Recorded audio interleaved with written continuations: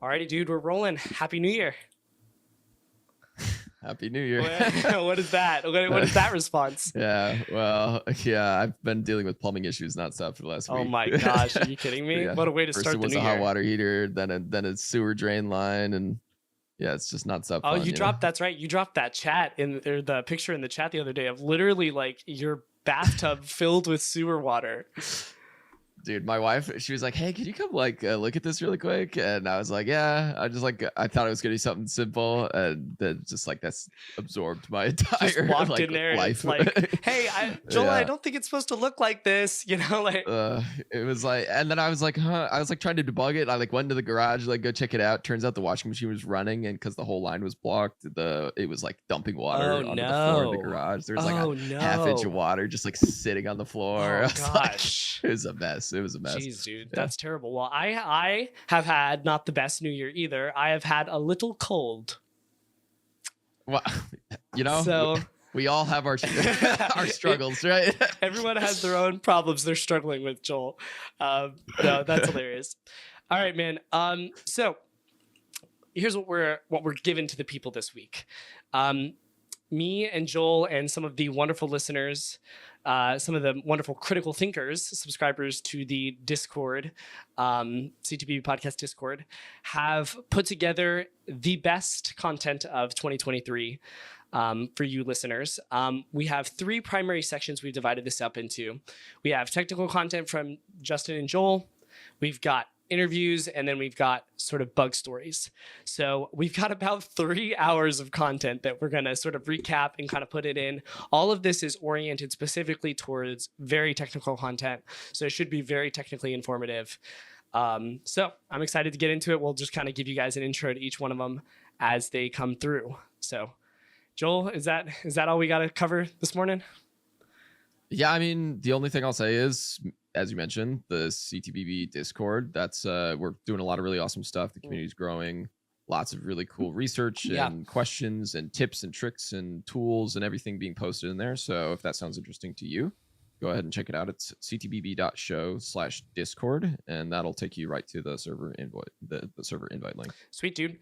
First up on the list is the technical content from Justin and Joel's section, and the first one is episode 26, client-side quirks and browser hacks. And in this segment, we're talking about exploiting HTML injection with meta tags and base tags anywhere in the response body.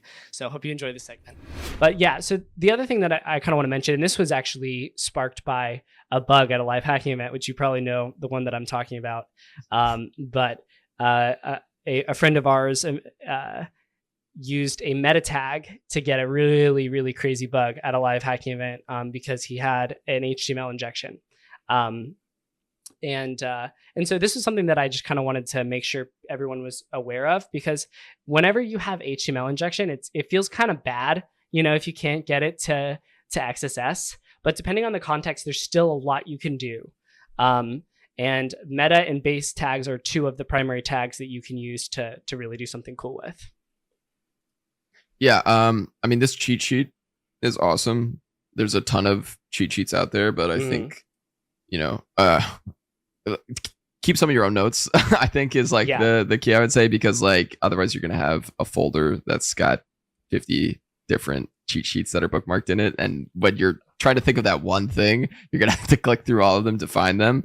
But yeah, this is really, really interesting. I didn't actually, I don't really fiddle with meta tags very much. And I think it's kind of underrated.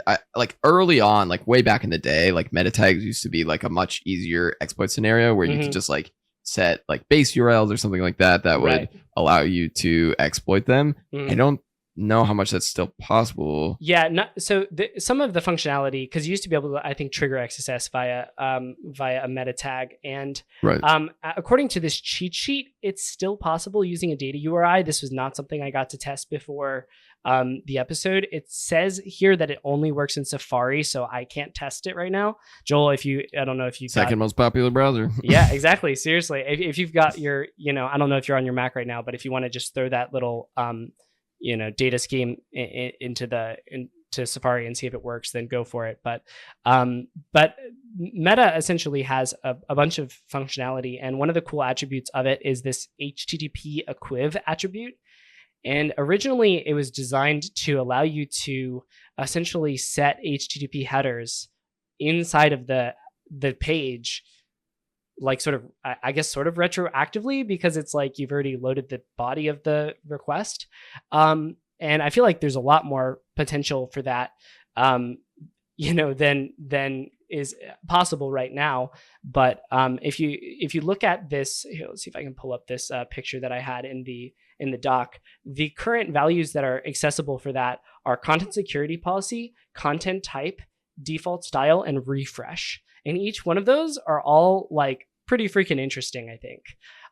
Because with content security policy, you can trigger a content security policy to execute inside the browser using that meta tag. We see that pretty often. That's pretty common.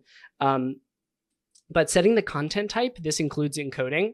That's another thing that I hadn't really thought about before researching for this episode, is like you may be able to use the meta tag to change the encoding for the content body and trigger some XSS further down in the page if you've got some weird injection points. So that's one that I hadn't really thought about. Yeah, so I just tested this on Safari. Yeah. Let's see, what version? The latest Safari version 16.5.1.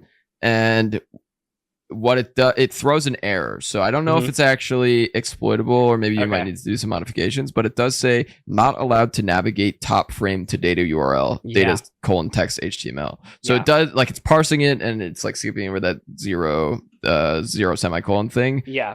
And it does seem to like try to do it, but maybe this is something that they added recently as a fix. Because I know that like some of the things that are in this cheat sheet are definitely for older versions. Like it talks about like Chrome 65, which is probably, that's way out there. 5+ years old. Yeah, for sure. And so like it said there used to be a set cookie instruction, which is like, oh my gosh, that would be lit. The good old days. That'd be so fun. But the way that I see meta tags used most commonly now for exploitation purposes is for this content security policy stuff, and then also primarily for this redirection piece, right? Because like, think about it, it's very hard to get, actually I can't even really think of another way to redirect a page with no user interaction with just HTML without using JavaScript, right? Yeah. And for what it's worth, that works on Safari at least. I just tested that, like the meta redirect through the language tag, like that works totally fine. Yeah, but sure. Redirecting it to a data URL, it doesn't want to do. Yeah, so you've definitely got that in your pocket, and this can be useful in a bunch of different scenarios. It can be useful on embedded devices. It can be useful inside of headless browsers. And so the open redirect piece, by the meta tag is really cool. And I would love to see some research surrounding the content type piece, because I feel like there's definitely some interesting functionality there. I was trying to think about the default style piece. I couldn't really come up with anything, but it seems weird to me. So yeah, so I mean, there's always the scenario that always comes to mind with like style stuff for me is the key press like sniffing, where I think that's always been like a really solid attack scenario, where if you can inject styles, like you can create a really plausible phishing scenario because you're on an SSL signed website that's looks completely different and might have different content and stuff, but you can also do like key input like changes where you like hit a background URL or something, and I think it still goes through some sort of CSP, right? But depending on the scenario, you can sniff keybinds within the website purely through CSS, which is just like insane. Yeah, I love that bug so much. There's been some really cool stuff with that, and I'm looking at, because like W3 Schools is a great resource, and I use them all the time for this sort of thing. But there's also I'm just thinking about it right. Freaking out. Oh, okay.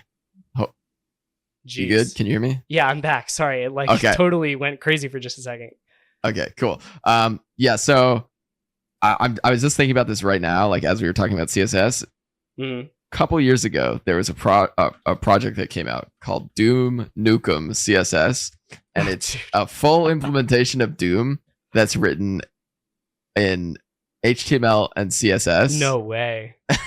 And maybe it uses TypeScript too. I don't actually know, but if I recall correctly, I could have sworn it was like all CSS, which is like the craziest thing. Well, but it looks like there's a decent amount of TypeScript in here. I might be wrong. Well, Gareth Hayes, we mentioned him a couple times on this episode.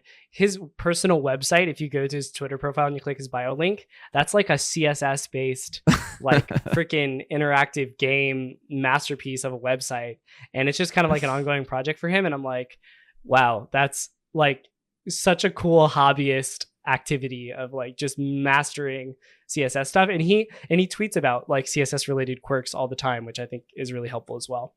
Yeah. What is it? GarethHayes.co.uk. Yeah, check it out. Yeah. Sure. But oh man, this is while you're checking it out, yes, I wanted to mention, this is exactly what I was thinking of actually. Yeah. And Yes. So there's some really crazy stuff you can do with CSS, with just pure CSS, which is nuts. But what I was going to say before my computer started losing its mind was that I went to W3 schools, and it says that there's only 4 attributes that can go inside of, or values that can go inside of the HTTP equiv HTML attribute. But actually I'm looking at some other stuff, and I think there's more. So like I've seen other references to window.target and content encoding as well. So I'm actually, after this episode, I'm going to go try to suss that out, because I think there might be some other things we can put in HTTP equiv that could really, really mess with the DOM that's being loaded up. So definitely some cool stuff. I also wonder if there's like undocumented features and like functionality, because I feel like a lot of browsers will create they'll create weird edge cases with like that they use internally, that are only really designed to be used by them, that may not adhere directly to the HTML spec or what the public spec says should be possible, but is actually still possible. And it's important to remember that just because the spec says that it should be this way doesn't mean that it's actually implemented that way. For sure. Yeah. There's definitely some. I'm looking through it right now. There's some weird stuff there. So I'm going to check that out afterwards. But for those of you listening right now, what we can confirm right here is it is helpful for exploitation in a content security policy scenario. If you want to make the content security policy stricter to lock out, like for example, if they're loading up a JS library that does purification or something like that, then it's helpful there. And then it's also possible to use it for a no additional click redirect if you have an HTML injection. So that's helpful as well. Yeah, super cool.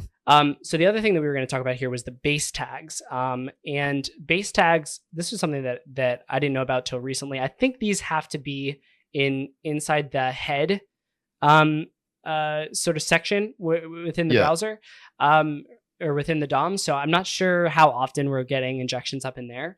But yeah, there's some really cool stuff you can do with this. Essentially, it allows you to turn relative URLs into, fully qualified URLs with your domain, which is super helpful for, hijacking stuff further down in the flow of the page, and maybe even bypassing CSP in some scenarios. I guess I don't know if you can nonce an external import, but that would be helpful in that scenario. Yeah, I'm just testing this one on Safari as well, just to double check, because I'm pretty sure you're right that it has to be. I'm almost certain it has to be in the head. Yeah, I think it has to be. But yeah, I didn't know about this, and this is just another really cool piece that you can use in an HTML injection. It doesn't. It doesn't have to be in the head. What? Maybe Safari's doing something weird. This could be something that Safari's doing weird. Yeah. But I did just double check, and in my body element, I put a base href and a script tag, and it is trying to load it from the base URL. Wow, that's in the body tag. I stand corrected, man. Yeah, this has a lot of power, this element, and HTML, like we mentioned, HTML injections can be kind of tricky, but this is definitely something that you can use to kind of try to turn the tides in your favor. Headers. Chrome is doing it too. I've nerd sniped. Joel is just like staring wide-eyed at his computer right now. No, Chrome does it too. So yeah, if you put the base tag even in the body, that up. Yeah, dude, I could have sworn that it was a head only thing. Yeah. But Very okay, cool. yeah. So a base tag anywhere will change where it tries to load from, even if it's in the body. Very solid, man. All right, next up, we've got a clip from episode 27. This is where we were talking about esoteric web vulnerabilities, and this one specifically is talking about client-side path traversals. This is a very interesting bug from Justin. I was talking about client-side path traversals. You were talking about secondary context path traversals. But we got the conversation done either way. So hope you guys enjoyed this one. Next one that I had on the list was client-side path traversal. Now, this one's a little bit weird because you'd think of path traversal normally as a, server side sort of thing. You're putting something in either a query parameter or a path directly in your URL, and you're getting to access to some path that you didn't previously have access to by using some iteration of .. or combination of .. slashes, right? Client-side path traversal occurs when you are able to inject via a query parameter or a hash or something in the user's browser. So, the user's clicked a link or you've redirected the user to a specific spot. And that page is loading a resource based off of your attacker-based input. So let's say, for example, you redirect them to google.com/example/1234, and they try to load a CSS page that's like /CSS/1234.css, right? So your 1234 from the path is being taken and put into a resource that's being loaded. Then, if it's URL decoding it and stuff like that, you can try to use some path traversal sequences to hit a different part of the application, hopefully hit a redirect and get yourself a full CSS injection on that page, which as we all know from listening to other episodes of Critical Thinking, can result in some very critical stuff. Yep. So that's sort of what I had on client-side path traversal. You got any other thoughts on that, Joel? Yeah, I mean, this isn't a client-side path traversal, but I think one of the things that's kind of closely related to this that I really like as a class of bug, and this is kind of, it's not really talked about a ton, but I think it's like path traversal through ID. And oftentimes I see this with, like, there's a post request that includes an ID in it, for example. There's, say it's posting a JSON body, one of the parameters is ID in the body, and it's a UUID or something. Well, oftentimes you can put UUID // some other arbitrary path, some arbitrary internal path or something, and that just gets fully concatenated into an internal request. And it's like in the line of SSRF, kind of SSRF/path traversal, but it's a really, really interesting technique, and I see it exploited all the time, like all over the place. It's something that I now regularly check for whenever I see an ID being sent is, let me just try putting a .. and then like the same ID after it and just see if that still works. Because that's often a really good indicator of whether or not it's working. And that's kind of, I don't know, it's not quite esoteric. It's a little more common, but it's like a weird route for exploiting like SSRFs and kind of a server-side path traversal, if you want to call it that. And I think it deserves being mentioned alongside this. Yeah, for sure, man. I've seen those all the time, and excuse me, they're very impactful bugs if you can get them to work, especially if you understand what API is being hit in the back end, or you have some introspection into that through the error or something like that. Those are some crazy, crazy bugs. So, and then just to clarify, the reason why you're saying so let's say we've got ID or UUID equals, 1234 dash whatever, then you put a slash at the end, you put a .. right? So that would delete the ID you just put in, right? And then you put the same ID again, so that path should be normalizing to the same thing it was without having any of the path traversals in there, right? Right. And you can imagine this in the backend scenario is basically like one service is hitting another service. The way it does that is microservices. Microservices hitting it through an HTTP request, and it goes, other internal service.host /ID or whatever /API/get/ID or something, right? However you want to imagine how it's being put in there. And then if you're giving it a full value and it's not being sanitized and that's just being chucked onto the end of that URL, your path traversal is going to affect that internal microservice call and be able to hit other API endpoints and other things within that other service that you may not have been intended to hit. And I see so much impact proved from these all the time. It's really insane. Some of the biggest, baddest vulnerabilities I've ever seen are caused by this. And it's something that seems so simple and straightforward. So if you're not checking for that, be sure to check for that, because it's not quite an easy win, but it definitely gives you a lot of leverage. Yeah, and I think it's systemic on the targets as well normally, because the target is using a microservices based architecture. So if you find one, you're likely to find lots of other unique issues as well with their own unique fixes. And so I'll actually also link in the notes for this episode that there's a blog post by Sam Curry and I that did, let's see, when did we? I'm not sure. This is a long time ago that we had done this. I mean, Sam is like the king of this type of he's the one who I like learned it off of, and I see so many crazy impactful bugs that are shown by him using this. I wasn't sure which ones I should even talk about, because I know like some of them are not public. So yeah, well, the Starbucks if you have a good example, okay, I do have the link. It's public. There's a blog post, so we'll link it in the description if you haven't seen it. That's great. But Joel, we got off topic there. The one that I'm trying to talk about here is the client-side path traversal, which is different, very notedly different. So don't get very notedly please. Different. Yes. This is something that happens in the user's browser. I mentioned this happens in style sheets, but it also happens in JS files, and it can also happen just in fetch and AJAX requests, right? So requests that are being sent by the page via JavaScript.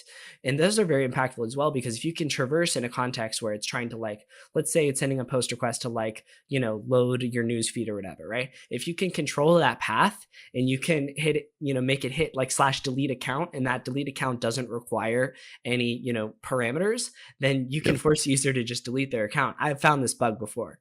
And so definitely be on the lookout. There's a lot of different implications. It can result in CSS injection. It can result in XSS. It can result in this sort of CSRF sort of outcome.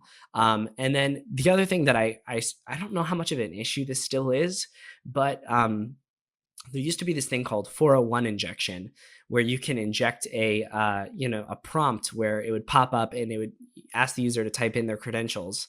Right. And then that prompt was actually coming from your website, but it was on the page that, you injected into. That used to be a bug. I didn't get a chance to check it before this episode to see whether it's still active or not. But if that could also be a potential outcome from this sort of client-side path traversal, if you can find an open redirect and redirect to your own site where you serve a 401. Yeah, I do wonder if that's still a thing. I remember that class of vulnerability, but I don't actually know if it's still accessible. That's with like Realm, like authentication stuff, right? Yeah, and I'm pretty confident it's possible in at least one of the major browsers. I just can't remember which one it is, so we'll have to check that out. I've got some good guesses, and it's probably not Chrome. Yeah, it's definitely not Chrome. Sweet. Next up, also from episode 27, is cookie bombing and cookie jar overflows. This is some really helpful content surrounding using cookies to assist in exploitation chains. All right, next one, cookie bombing. Have you heard of cookie bombing / do you do cookie bombing, Joel? I before I get put on the list here, so I hadn't I'd heard of the name and I understand like the concept, but until I actually read through file descriptors slides about this specifically, now it definitely clicks. And I would kind of tie it in with the next one that we were going to talk about, which is cookie jar overflow. But basically these two classes are exploiting just like sort of native browser behavior around how cookies are set and sent. And so oftentimes there have been new security features that have been added to like how cookies work, for example, HTTP only, or site secure or whatever. And that make it so that they're only accessible within certain contexts and they're only sent within certain contexts. And, if it's HTTP only, then your JavaScript can't read and write it. But that's fine, because sometimes you control a web server that is doing that over HTTP instead of doing that over JavaScript. And so with cookie bombing, for example, you can set multiple cookies for the same host on different paths. And when they get sent, the browser doesn't distinguish whether or not, oftentimes, well, maybe it does. Well, I mean, so it's supposed to. The paths piece, you can use the different paths to bomb specific endpoints. So like you said, this is abusing a sort of browser level problem with cookie management, which is if you send too many cookies, the browser will still send them to the server, but the server will sort of, I guess this is sort of a server side issue. Then the server is going to freak out and be like, okay, whoa, this request is way too big. Please stop, right? And it's gonna, I forget what status code it sends. It's some 400 status code. But it freaks out and it doesn't like that, right? And so you can set enough cookies that the browser will happily send along, which essentially DOSes your access to a specific website until you delete your cookies, right? And you literally do that just by setting, all right, cookie 1 equals 9,999 A's, cookie 2 equals 9,999 A's, and then like do that until you've blown up the whole request, right? And that will result in the whatever user's browser you're setting this in not being able to access the target website until they clear their cookies. Right. And this can be particularly tricky. Here's a fun one here. If you do this on a sub part of a website that is not the top URL, because what people will do sometimes is they can't access the website, they'll delete the cookies for the specific website that they're on, right, which is their top URL. But let's say for example, you cookie bombed the api.domain, right, the api.domain.com. That's never in the user's top level browser. So if they try to delete their cookies for that website, then they can't do it, right? without going in there and actually deleting all of their cookies, which is kind of a pain in the ass because it logs you out of literally every single website. Yeah. So this is a really cool vuln, and you can do this with just a gadget that allows you to inject a cookie on the website, which is fairly common. And this is also a great way for you to show an effect to availability, which ups your CVSS score. And it really helps with like stuff like subdomain takeovers to show impact. Yeah. There's actually a cool tool idea I just thought of right now as we were saying that, which would be something that basically you could plug in your existing CVSS score, or maybe like say you have a bug and it meets certain criteria within CVSS, and then the tool would tell you if you could change this one factor, it would take your bug from a medium to a high, or a medium to a crit or something. That's a great idea. So you could put in your CVSS score, and then it'll tell you, okay, your easiest escalations are going to be, all right, if you can figure out how to affect availability just a little bit, maybe try cookie bombing or something like that. Dude, that's a great idea. Someone's got to build that. Yeah. Not us though. Yeah, I got too much going on. Yeah, critical thinking community, please take that and run with it. Somebody make that tool, even if it takes 4 years. Bitquark. Yeah, at Bitquark. No, that's great. And the other thing that I was gonna say, specifically on app cache, on cookie bombing, is you can use it with stuff as well, like app cache, because what'll happen if you define an app cache on a specific page. If there's an error that occurs at the browser level, it will sub in a different content. So it's perfect for cookie bombing. And I've seen this. I've seen Frans abuse this. I've seen File Descriptor abuse this. And he actually mentions it in his talk entitled "The Cookie Monster in Your Browsers," which I think was the talk you were mentioning earlier. And he also mentions how you can use it to get it to not consume OAuth tokens, because you can cookie bomb the specific OAuth endpoint, right? Yeah, the slash, that was like OAuth callback. Such an interesting attack vector. So I guess if you basically cookie bomb and it sets too many cookies, the request will fail, but the outbound request will still contain like the credentials or whatever in the URL. And so you can, because it's like a failed request, it doesn't hit like iframe options, I guess. Is that correct? Well, so there's some intricacies like that, but the one that's really helpful in this scenario is like, and it can help you avoid iframe options and some CSP stuff as well. But in this scenario, as soon as that code lands on the page where the callback is, it gets used and consumed, right? So even if you have a reference to that window and with an XSS or something like, you can't get to that token in time, because you're gonna lose the race every time, and it's gonna consume the OAuth token, and you can't get account takeover. But if you cookie bomb the endpoint where that OAuth code is getting returned to, when it goes to that page, it's gonna fail. But because you're the same origin, you can still reach into that page, grab the window location.href, and pull the code out of there, which would allow you to escalate your XSS to ATO. It's just such a great technique. I love it. Yeah, that's awesome. Yeah. On cookie, so then like tangential to that, the cookie jar overflow, which is kind of similar in like sending too many cookies, or like sort of overflowing how the browser is behaving. But you actually have a whole tool for this, which I did not know about, called check cookie jar overflow. I don't know what you call it, but it's a link on your domain. Yeah, it's a link, apps.renorator.dev. You guys can check it out. This is just kind of like, if you click on it, it's kind of like just a scrappy little website with like a freaking Apache, index. It's literally 20 lines of HTML, including the script. And essentially, what it allows. So I actually, before prepping for this episode, I was like, all right, I was prepping for this episode. I'm like, all right, I'm going to drop some knowledge. I'm going to, show them all these cool, like weird esoteric web vulns. And then I get in there and I was researching for cookie bombing. And I find this cookie jar overflow thing. And I'm like, what the heck is that? I've never even heard of that. And so I found it. And I think it was on this site, hacktricks.xyz, which is really cool. Like, that's a great website, by the way. Did we talk about this last episode too? We might have, but what? Hacktricks? Yeah, I think we did. But again, this is like one of those like informational type documentation websites that we talked about, where this type of resource is something that like keep it in your bookmarks, and just like if you're ever stuck on something, check all of the ones that you have bookmarked, because oftentimes there'll be some like weird edge stuff or just some like really interesting techniques that somebody has documented somewhere that you can take advantage of to escalate your vulnerability to the next level. Yeah, there's so many awesome, like just weird things in this hacktricks.xyz website. So I'll do my best to sort of go in and digest some of that and put it back into the podcast in an auditory format. But when I was prepping for for the cookie bombing, I ran across this cookie jar overflow, which is really cool. And I actually had I known about this at the last live hacking event, I would have been able to save a friend a lot of time, because he had to go down this path to get rid of this cookie that he needed to be gone. And he could have just used this technique.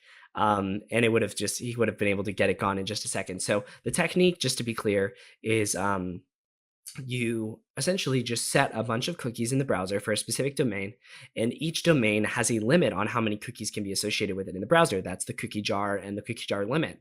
And so if you exceed that limit, cookies start getting deleted oldest first. So you can edge out the other cookies in the user's browser, even if you don't know the name of that cookie. So let's say, for example, you have a cookie, session, auth session, XYZ random string equals whatever their session token is, right? You don't know what that random string is, so you can't overwrite that cookie. And if it's an HTTP only cookie, you can't access it from the JavaScript side, even if you can set cookies, right? So you need that cookie gone so you can do a session fixation.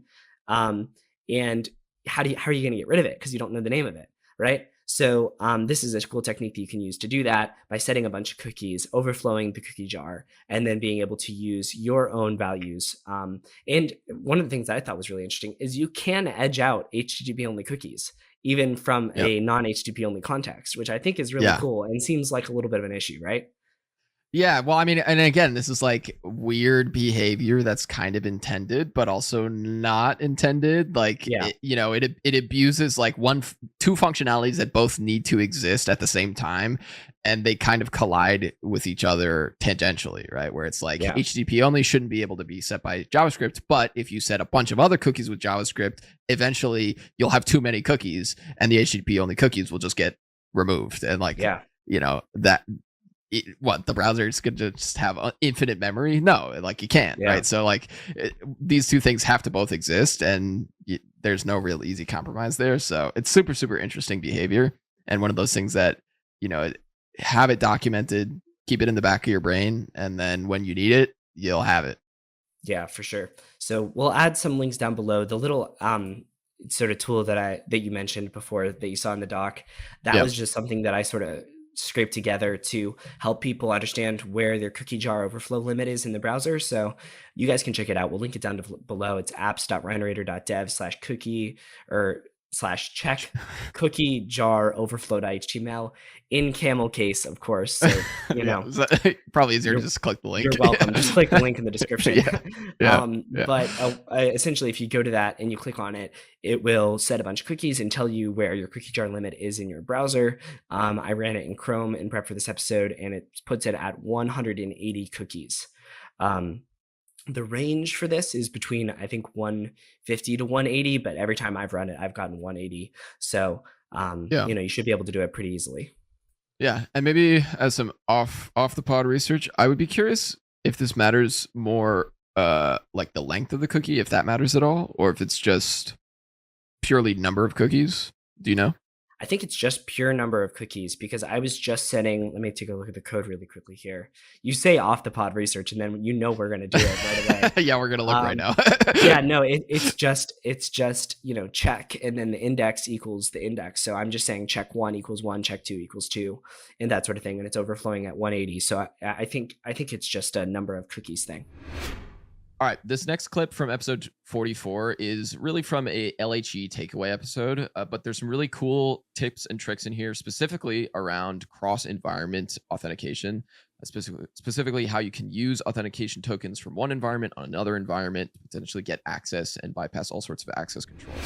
I just also wanted to talk about some other concepts that have kind of been banging around in my head from the live hacking events that we've been to over the past couple months. Yep. And, there's just been lots of good discussions with hackers. And one of the ones that came into my brain was this concept of shared secrets across environments, and specifically JWT related things. If you have a JWT signing secrets that's shared across multiple environments, and you're allowing people to register on one environment with an email, and then you can use that same token because it passes validation on a different app, and I have no idea what you're talking about right now. I've never seen that I've never seen that exact bug on a, oh, really? Oh, maybe you didn't. Well, I was talking to someone specific about this sort of bug, at a live hacking event. But yeah, essentially the bug was that, there was a stage environment you could sign up for. You'd get a JWT. You could use that same JWT on the prod environment.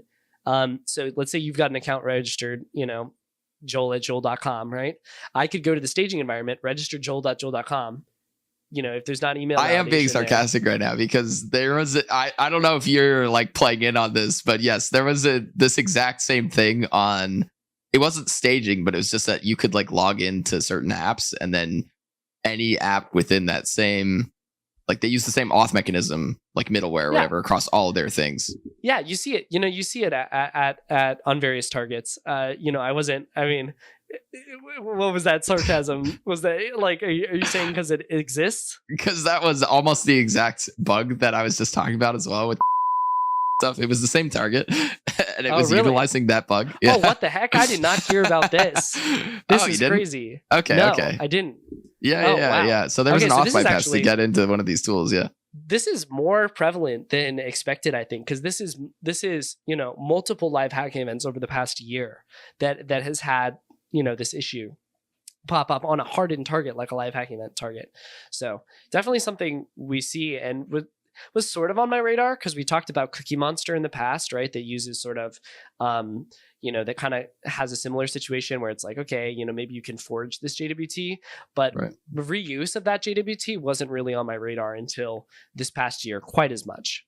Yeah, and honestly, like from an engineering perspective, I totally see why it's happening, because there's more and more push to centralize all these sorts of auth mechanisms into one place and have like a single mechanism that's doing all the authentication in a standardized way, which means that you have more risk for somebody to be able to issue an auth token that's just valid unless that single central auth mechanism is really, really strictly properly checking, like, where did this come from? Is it specifically authorized for this other application that they're trying to use it on, more than is it valid and is it like validly signed and all that kind of stuff? Because all that stuff could be true, but it could be for some other service and it could still pass. It's actually similar to the thing we were just talking about, before, when you're reusing tokens across different providers too, right? Like the Facebook thing, where they're not checking the app ID associated with it, right? Yeah, totally. Because it's actually a token for a different provider, but it kind of all checks out. So there's definitely reoccurring themes that we see across these authentication bugs, which the more and more you familiarize yourself with them, you'll start looking for those attack vectors, which that's been kind of a way I've grown as a hacker over the past couple of years, is like authentication related bugs can be really scary. And sometimes I feel like I'm forced down that route because the other scope is so shit. It's like, all right, well, might as well just look at auth. And then when you do, some crazy bugs can come out of that. So yeah. And it's weird because like I almost never look at auth a lot of the time because it's such a weird it's such a weird flow, and you can end up sinking a lot of time there. Yeah. And it's like a lot of times it's like a weird setup stage where there's very like limited restricted amount of data, and the program, even if you submit it, they'll be like, oh, well, this is just during the registration flow. So unless the impact is like elsewhere within the application, oftentimes it doesn't even like really count, or it's not a high enough impact. But yeah, like you said, when you get backed into those corners where it's a tight scope, I mean, we just saw at the last event, lots of auth stuff that was just like, small it's scope. True. Where do you look? But you also look at the hackers that pop crits on a regular basis, right? You look at Samurb, you look at OXACB, you look at some of these guys that make a habit of looking at auth every single time. They always pop stuff, man. They somehow manage, And so that's something that I've sort of resolved to look into a little bit more. And on that, on that note, I was going to talk a little bit about one of the sort of successes I've had in this arena, which is finding, or I guess looking at auth, which is multi-factor authentication bypasses. And there's lots of like, super crappy multi-factor authentication bypasses where you can like just navigate to the page, or like, there's some other tricks you can do. But one of the things that I kind of wanted to highlight is like, especially when you've got a flow where there's multiple, multi-factor devices, like, hey, do I want to send a text message to the phone, or do I want to get an email, or do I want to get a push? These systems get really complex, and these objects, these devices, they're just objects in the application, and they're vulnerable to stuff like IDOR, just like every other object in the application could be, right? So, I remember taking a deep dive at a Target one time and kind of looking at this flow and finding an IDOR in the multi-factor authentication flow, which just allowed me to use an attacker-controlled device to authenticate into the victim's account. And you could use that to get account takeover via the password reset flow. And it was like, I can't believe that this actually worked. So you'd think that I would learn my lesson after that, things. To like actually look at authentication more often, but sometimes it just doesn't sink in. That's awesome. And you didn't even say the word rate limiting. I'm so proud of you. Oh yeah, that's true. Rate limiting. Yeah, I said dumb multi-factor bypasses, like just navigating to the thing. Anyway, I was waiting for you to say rate limiting, because that's like like the go-to MFA bypass, which is that you can brute force OTP codes. It's screwed so many companies too. If you can figure out a way to definitely. Facebook pays a lot of money for that. Yeah, they've paid multiple mid to high 5-figure crits, I believe, for that bug. That specifically, yep. Ridiculous. All right, next up, we've got a clip from episode 47, in which we talked about CSP research, iframe hopping, and client-side shenanigans. This clip is particularly talking about the open-faced iframe sandwich, a technique which will allow you to exploit XSSs in subdomains that aren't necessarily attached to the main domain. Hope you enjoy this one. One thing that I wanted to share that we mentioned on the Discord, and I realized wasn't really sort of common knowledge for people, is this sort of concept of an iframe sandwich. And it's not really an iframe sandwich, but it's sort of like an open iframe sandwich, okay? And so this is something that you can do, because I've mentioned before on the pod and other mediums that if you have a target that iframes in a subdomain, okay? So let's say one of the first time I actually fully exploited this, the scenario was my target domain iframed in a marketing subdomain where you could control your email preferences or whatever, right? Okay. Not a huge impact in that scenario, but I did something cool with it with OAuth stuff and got ATO. No big deal. But in that scenario, the iframe domain, which is different from a different domain from the primary domain, if you can pop an XSS on that iframed domain, you can do some cool shit. Okay, so what you can do is from an attacker, and keep in mind this domain is iframed, so normally it has iframe allow configurations. So what you can do from your attacker controlled page, you can iframe in, do an invisible iframe to that subdomain where you have the XSS, pop the XSS, get JS control. Okay. Then from the attacker controlled page, pop open a new tab to the victim domain that you would like to attack.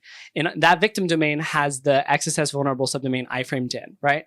And then what you can do is you can reach from the iframe on the attacker controlled page up to the attacker page, over to the victim domain, and then down into the XSS domain on that page by using different frames. And because you control JS on the iframe on your page, you can modify the content of the iframe on the victim domains page, right? That's iframed into the victim domains page. And you can affect that content. So let's say in that scenario, you can rewrite the content with like, something that could leak tokens, something that could, you could put even a, sort of a phishing thing in there. And that sort of thing is normally accepted in my experience because you're affecting the integrity of the in-scope application by modifying the contents of a domain that they are iframing into their website. And so I kind of call this an iframe sandwich. It's not really, when iframes used to be a little bit more permissive, you could do some cooler stuff with that. But just making sure you understand how frames work and what kind of stuff you can access using parent, using opener, using the frames array. Is, yeah. On, let's say, victim.com, you have one tab open, victim.com. Right. Inside it, they have vulnerable.com. Yes. Or vulnerable.com or, vulnerable.victim.com or something. But it's okay. And vulnerable.victim.com. No one gives a shit, dude. Yeah. So now you get an XSS. You have an XSS inside an iframe on victim.com. Well, not exactly. Okay, so let me break it down a little bit better. You've got two frames or two pages, two tabs with iframes in them. Okay. One is an attacker control or an attacker page, and one of them is the victim page. Both of them have an iframe to XSS vulnerable domain, right?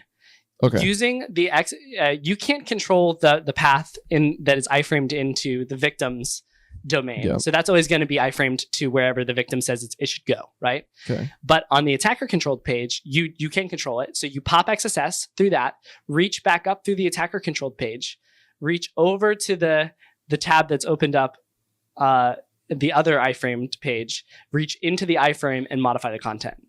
Does that make sense? Okay. Yeah. So it's almost backwards instead. Like you're modifying the victim page from the attacker page. Exactly. Like, because it's the same iframe in both because of them. It's the same origin. Yeah.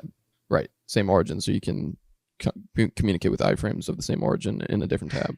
Is there a better way to explain this? Because I had the same trouble. Well, you explained it from the other way around. It was a little confusing because it was kind of like you get an XSS within this iframe and then you set up your own page. Like I think the way you just described it now is better, where basically you have two pages, they both iframe the same URL. You have an XSS in both of them, but you can easily pop it from your attacker page, which then you can use that context to communicate with the context. They both iframe in the other page. They both iframe the same domain, but probably a different URL if it's a reflected XSS. Yeah, like there's no saying that like maybe on victim.com, right? Like that you'd be able to actually pop it through the URL or something. Maybe it's a complex attack scenario. It doesn't really matter because all you need is control over that iframe context with the same origin, right? Yeah, exactly. Cool. And as long as you control, you're running JS execution, right, on that origin, and you have a path to reach the other frame, right? In this scenario, it would be parent. Oh, that's why you open it up from the iframe. Is that why you open it from victim.com? Why you have to open it from victim.com? No. Well, you have attacker controlled page with the XSS embedded. Oh, would you just open the victim page from your attacker page? Exactly. Got it. That one. Understood. Yeah, and then you hop over there and modify it. Man, maybe I should.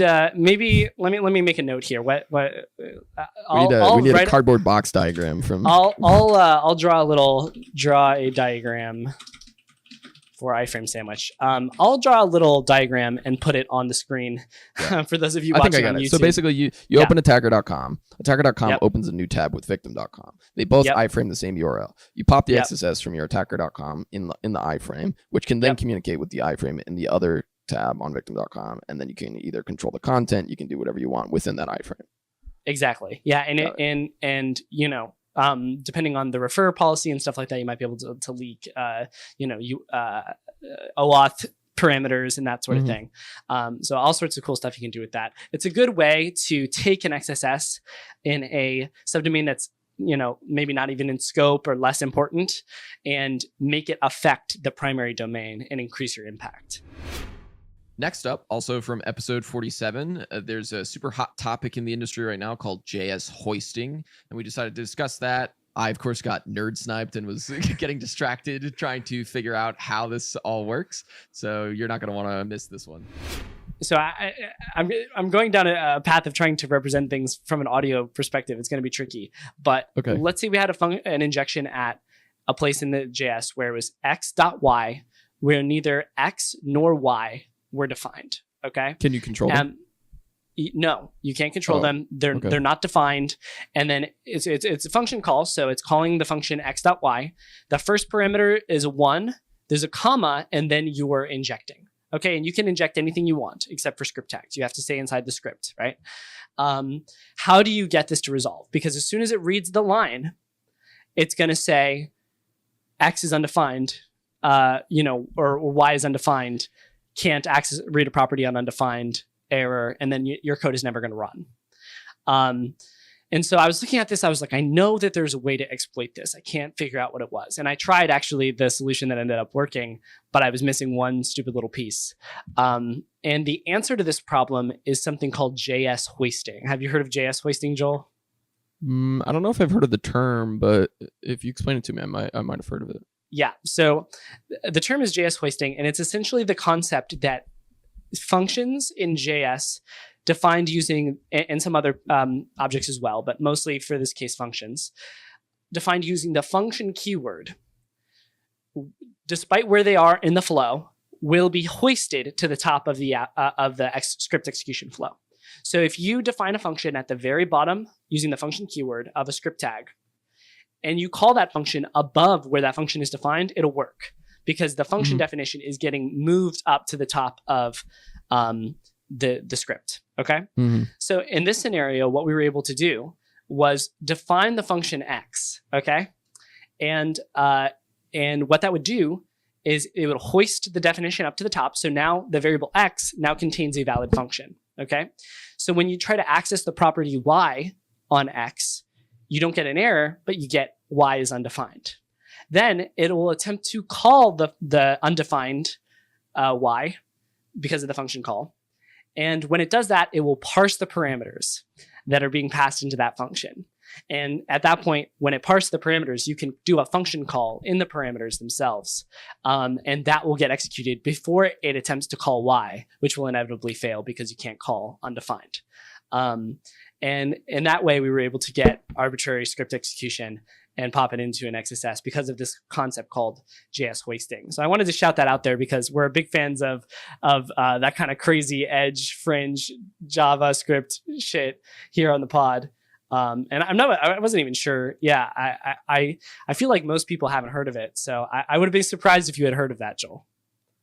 Yeah, I was just testing some things around. he's got a handheld mic and he's trying to type and speak into the.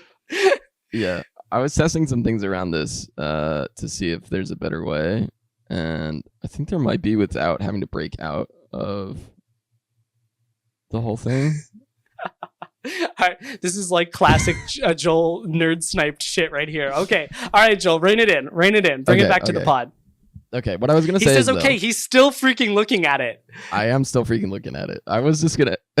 It's not fun. Okay, yeah. So the JS hoisting thing, it seems that context is important, right? Yeah. Basically, my thought was like maybe you could do this without having to break out of the function.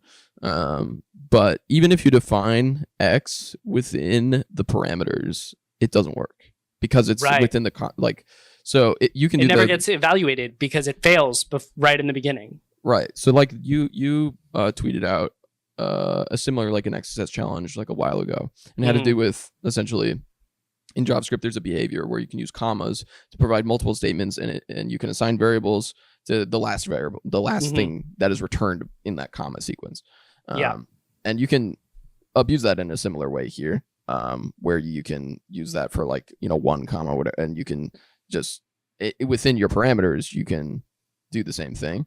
But because it's within that context of it's already trying to call it, it seems that it has to be like what you said, like you have to define it because it's going to try and call it before it evaluates. Well, it's going to try to read the like the object itself. So it's going to say, does the object exist? Then it gets the parameters, then it passes them into the function call. Exactly. And when it tries to say, hey, I need to get the X or the Y property of X, then X doesn't exist and X yet. is undefined, then you can't get a property of undefined, and then that'll error. Right. So shout out to BitK and to Yeoh and a couple of the other people that I think Karel Origin also got it and was able to exploit this. So definitely appreciate the help there, and I learned a lot about JavaScript that day because then I had to deep dive JS hoisting. So there's a bunch of you can do it with variables, you can do it with classes, but the cool thing about functions is it's not just the thing doesn't just get defined, it gets sort of it's initialized too. It's an actual object. And like I'm pretty sure the reasoning for this was that like way back in the day there was a historical problem with programming languages where if you define something after it was used, it couldn't be called. And I think this was most common with like C and C++ and stuff. But if you had a function that was like, if your main function essentially wasn't at the end of your program, then you couldn't like call anything else because it didn't know it existed. I think this was maybe why header files exist. I don't know. I'm not an expert on this, but essentially like that's part of what JS is trying to solve here, is that like if you call something before it's defined, it should still be able to call it even if, because it's defined. It's just that like it does some restructuring and like, I don't know. Yeah. But yeah. It's super interesting. Well, the other reworking that thing, existing behavior to work in your favor. Yeah. The other interesting thing with this is that it doesn't work for variables defined to functions. So for example, if you did var x equals function, blah, blah, blah, blah, and defined it that way, like you were defining a variable pointing to a function, rather than using the function keyword, then it won't work. But if you use the function keyword as the primary expression in that line of code, then it will hoist it. So lots of cool things there. I was just talking to my brother-in-law the other day, who's a programmer, and we were talking, he was saying he freaking hates JavaScript. And I was like, man, I love JavaScript because JavaScript, there's so many ways to get everything done. And there's so many quirks to the language. It's like a hacker's dream. It really is. So. It really is. Yeah. It's super interesting that if you define it as a variable, it works, but doesn't work. What do you mean? So when you do, like if you do var x equals function afterwards, after the call, it'll say, cannot read properties of, oh no, it doesn't work. Sorry, I misread it. My bad. Sorry. Well, sometimes so there is something you can do with var, because var will hoist the definition to the top, or the initialization. No, not that. The definition to the top, but not the initialization. There we go. Or maybe it's the declaration. That's what I'm looking for. Yeah. It'll hoist the declaration, but it will not hoist the initialization. And so that's a little bit of a quirky thing there.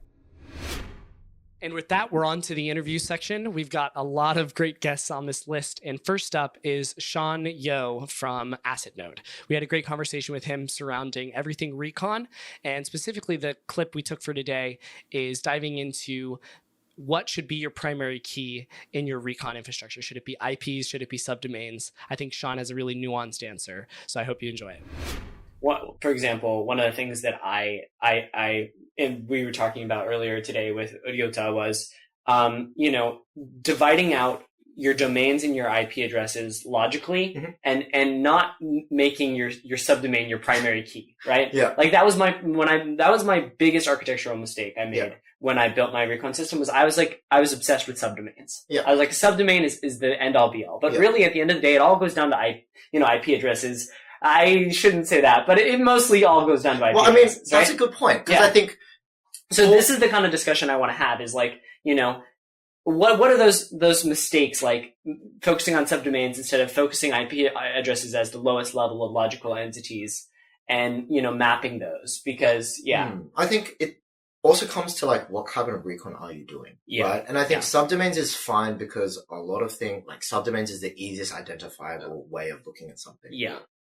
The reason you say IP addresses is relevant is because there's a whole bunch of assets and like what we consider assets that might not have a subdomain associated, right? Like companies like, or just a subdomain that you don't know. Right? They don't like they exist on the internet. You just can't see them yet. But there's also like a whole separate set of pitfalls. Like when you start to go to that level, because IPs rotate, like things, subdomains get reassigned. So like you might have an IP address that's stored, and then you scan it, and you're like, oh my god, there's a new service on this. It's exploitable, and then it turns out it belongs to somebody else. Like it's not even theirs. And then you report it to the company, and they're like, we don't own this IP. Yeah, that's true. I mean, I think it all depends on, and this is kind of what we were talking about earlier, sort of correlation factors. And I think that could definitely be a new logical entity in a recon structure system. Like you have this domain, and you've got that database, what you know about that domain, and you've got this subdomain meaning. Or FQDN, and then you've got this IP address, and then you've got some sort of relationship between the two of them, and how that's correlated. It could be a DNS entry that correlates them. It could be a TLS, SNI. It could be historical data. It could be what else could it be? I'm trying to think. What do you think about that? I've been mulling over this idea for a couple of years, and I've tried to implement this at Assetnote, but the use case is very nuanced, right? So when you start getting to more and more cloud native apps, the ways you identify what you consider like an asset starts to change very differently. Right. In a very traditional old school setting, it'll probably be like, we have IP addresses on servers and that's it. We might give them a subdomain. But when you get to like the other end of the spectrum, Uber starts routing things based on your subpath. And if you want to be more specific, Uber starts routing things based on your subpath in a specific geolocation. Right. So even if you hit the same IP address with the same subdomain, same SNI, same path, you'll be hitting two different data centers that might be running different versions of your app. Right. That's true. Even further, it might be getting feature flagged and routed to another version of the app based on your user ID. Right. And all of these means that at the end of the day, the app you're looking at might not even be the same one. You might be getting like a China version of the Uber app versus a American version of the Uber app. Sure. Or even you might be getting a beta Uber app versus the production app. Right. And I think factoring all of these into like what you call this correlation, probably is overkill for most people. But I want it to be perfect. But you want it to be perfect. Well, how about this? For every single company, you create a unique correlation, right? So you build your mental model, you grab Cosmin back and you ask him, how does deploy their apps? Right? And then you work backwards from there. You say, I factor in doesn't care about geolocation. They don't care about user ID. They care about their tenant ID. They care about their subdomain, whatever. But for Uber, totally different story. Now we're in an entire different paradigm. Here's a new correlation method. Right. You want to go to the nth degree, you might as well. I know. It's no. I mean, you made a perfect point, which is that we can't you so perfectly pointed out that flaw of like, this is just going to be way over engineering some of these things. And at the end of the day, you are gonna, run into these scenarios where you're like, it's not perfect, but then you gotta decide, is the trade-off of that fixing that problem actually gonna get me enough bounties to justify the time that I'm spending on it? And the answer to that a lot of the time is no. I mean, sometimes... Unless you want to make it your thing. Yeah, like, sometimes it's worthwhile also hacking around it, right? You might have this system that works for 90% of the cases, and then you decide, okay, I'm going to spend like 3 weeks looking at Google infrastructure, right? And now this is its entire own beast that has its own books written on it. Right. So I'm just going to hack together something that's just for this. And maybe you'll find that I've now spent 3 months on it. I understand it enough. Now I can merge it back into mainline and feed this across the rest of it. Like, you don't have to make everything into your giant monolithic beast, right? You can always have smaller pieces that's for something else. And then once you sort of figure out how this works, it then comes back naturally into the rest of the work you're doing. In this clip from episode 30, we're talking with Shubs all about reverse engineering enterprise software to find awesome 0 days. it seems like you guys have really found some amazing builds together. And one of the common threads that I noted across all of this, because I'm not proficient in this specific area, is the use of dynamic analysis, of hooking up a debugger to it and, stepping through the code and breaking at certain points and stuff like that. Can you talk to me a little bit more about that process and how that's changed your approach to enterprise software? Yeah, for sure. Debugging is almost necessary when we're looking at complex enterprise software. Sometimes, unfortunately, it's just not possible. And we don't have the installation file, or we can't install it like some of the Oracle software that's out there. And it's just too tricky to get up and running. But 9 times out of 10, we're looking to get a debugger going because most of the vulnerabilities that we find, they can be really complex. And without a debugger, we can't figure out exactly, what are the variables at a certain breakpoint, how do we manipulate them to get what we want, and things like that. So these days, most of the projects that we debug from just from a dynamic analysis perspective is mostly Java and .NET projects. For Java, we use IntelliJ, which is, you can get the community edition. It works fine out of the box and you can start debugging things. For .NET, we use Rider, and that's also from JetBrains. And that's beautiful. Like, honestly, Rider, you can attach directly to a process. It starts decompiling everything for you, and you can start setting breakpoints quite easily. So for those two languages, that's what we use. And I think when it comes to binary analysis, we obviously we use things like GDB and things like that to do our dynamic analysis. But yeah, Dylan, he's honestly one of the best researchers that I've ever worked with. Yeah, we hired phenomenal. Him. He's great. He's so great that like sometimes he's very quiet. So sometimes he'll be quiet for 6 hours or something, and I'll ask him like, "What's the progress?" And he'll be like, "Yeah, I got an auth bypass or a shell or an RCE." I'm like, "Dude, you could have told me earlier. I've been like on the edge of my seat this whole time." You know what I mean? So Dylan's sometimes quiet, but he's very, very good. He's like his background is very interesting. If you're not hearing them, they're getting into something. Like yeah, and he's just so multidisciplinary. He has such good skills in Java and .NET. But he's able to get his hands quite dirty with binary exploitation and analysis as well, which is something that's incredibly valuable for us. As you guys have seen, like recently, the Citrix vulnerabilities have come out, and where it was like a race to patch diff them and find the RCE. So without Dylan, we wouldn't have been able to do that work, basically. Yeah, no, he seems like a really valuable addition to the team, and yeah, I'm always watching that blog, very hopeful for the next one to come out. Do you have any teasers for us? Anything you want to tell us about coming up soon? Yeah, for sure. There was a Metabase pre-auth RCE that was announced around a week ago. So that's the next thing coming up. It's done by myself and an ex-colleague of mine, and we'll be releasing that on August 20. That's the slated. I saw you release mentioning date. that in Bug Bounty Forum. For sure, but somebody the one was like, thing "Hey, is, has anybody?" Somebody posted, they were like, "Hey, does anybody know anything about this Metabase RCE?" And Shubs just replies, "Yeah, Assetnote found that." Yeah, it was a really fun bug, and I think people are going to really enjoy the chain because it was not straightforward. And our final exploit payload has like maybe 5 or 6 different tricks in one payload. Dude. So it's really fun to see. We'll see. There's already Chinese researchers that have reproduced the issue, and they've posted tweets of a blurred burp window of the issue. So if it drops before August 20, we'll drop our blog post. Gotcha. Wow, dude, that's awesome. Nice. I love to get the little sneak peek here. So thanks for sharing that. That's great. So I guess Assetnote. So going to Assetnote, right?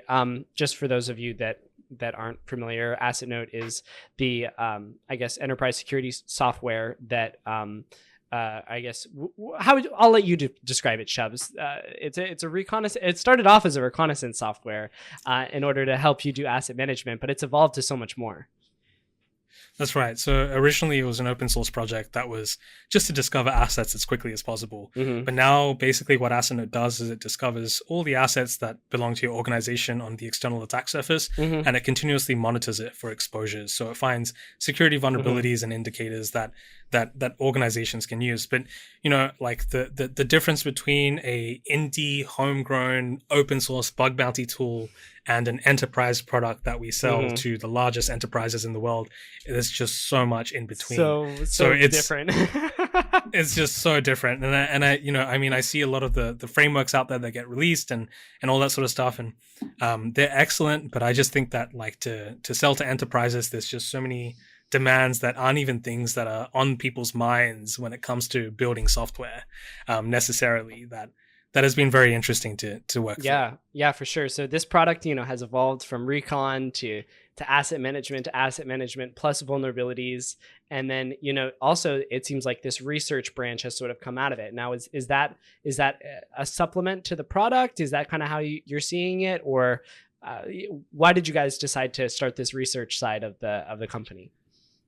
Yeah, we just identified because we have access to all of this reconnaissance data for all of our customers, including the technologies. Right. We identified that we have this really unique opportunity to do security research in a way that's targeted towards our customers. And basically, our security research team has maybe like 2 or 3 functions. I'd say that the main function is satisfying the needs of our customers when it comes to when a new vulnerability comes out, like the Citrix RCE.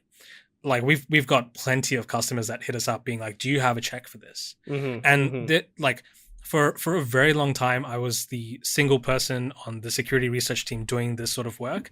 But after a certain point, there's just so many different new vulnerabilities that are getting released that we need to stay on top of. We needed a research team. It was a natural progression inside the product. Like we can't offer a great like exposure scanning service if we aren't staying on top of the new patches being released, new vulnerabilities being released, even new nuclei releases, for example, we need to stay on top of, because there might be something in there that, might affect our customers. But the research branch also has a second purpose, which is marketing. And you might have noticed that, like at Assetnote, we don't actually invest that much money into traditional marketing.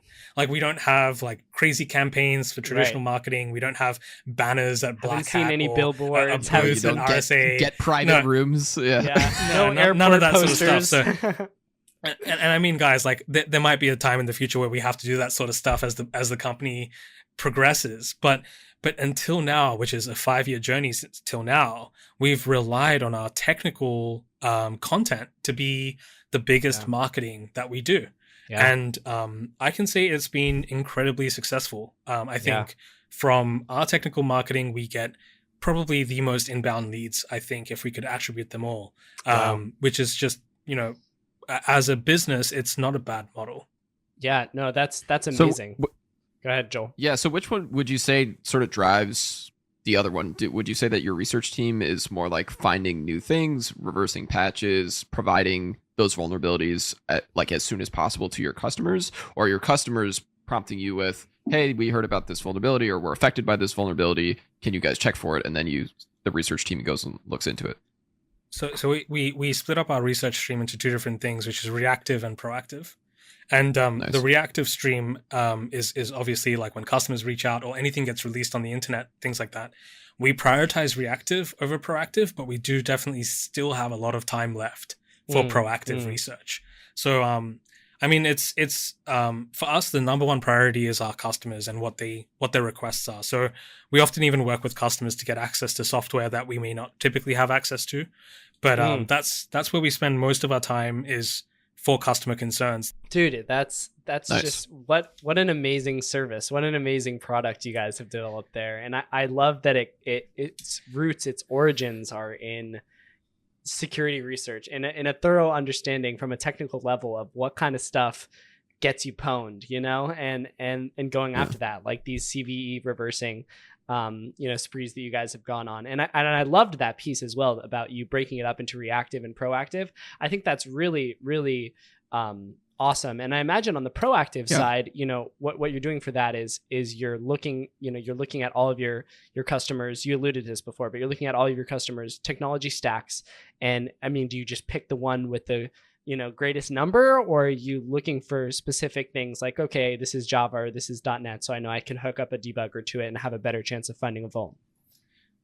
We'll be ready to target anything that has enough exposure for our customers. But for example, we looked at cPanel, and that's written in Perl. That was crazy. And that's like, crazy and written in Perl, and like all these C binaries and stuff is honestly a mess. Like as a security researcher, you go into that project and you're like, I really don't like working with this project, but ultimately we'll do anything. But the proactive side, just to note on that, while we look at our customers' technologies, we're also not afraid to look at technologies that our customers may not be running now, but we might see it on a prospective customer, or we might see it on their attack surface in the future.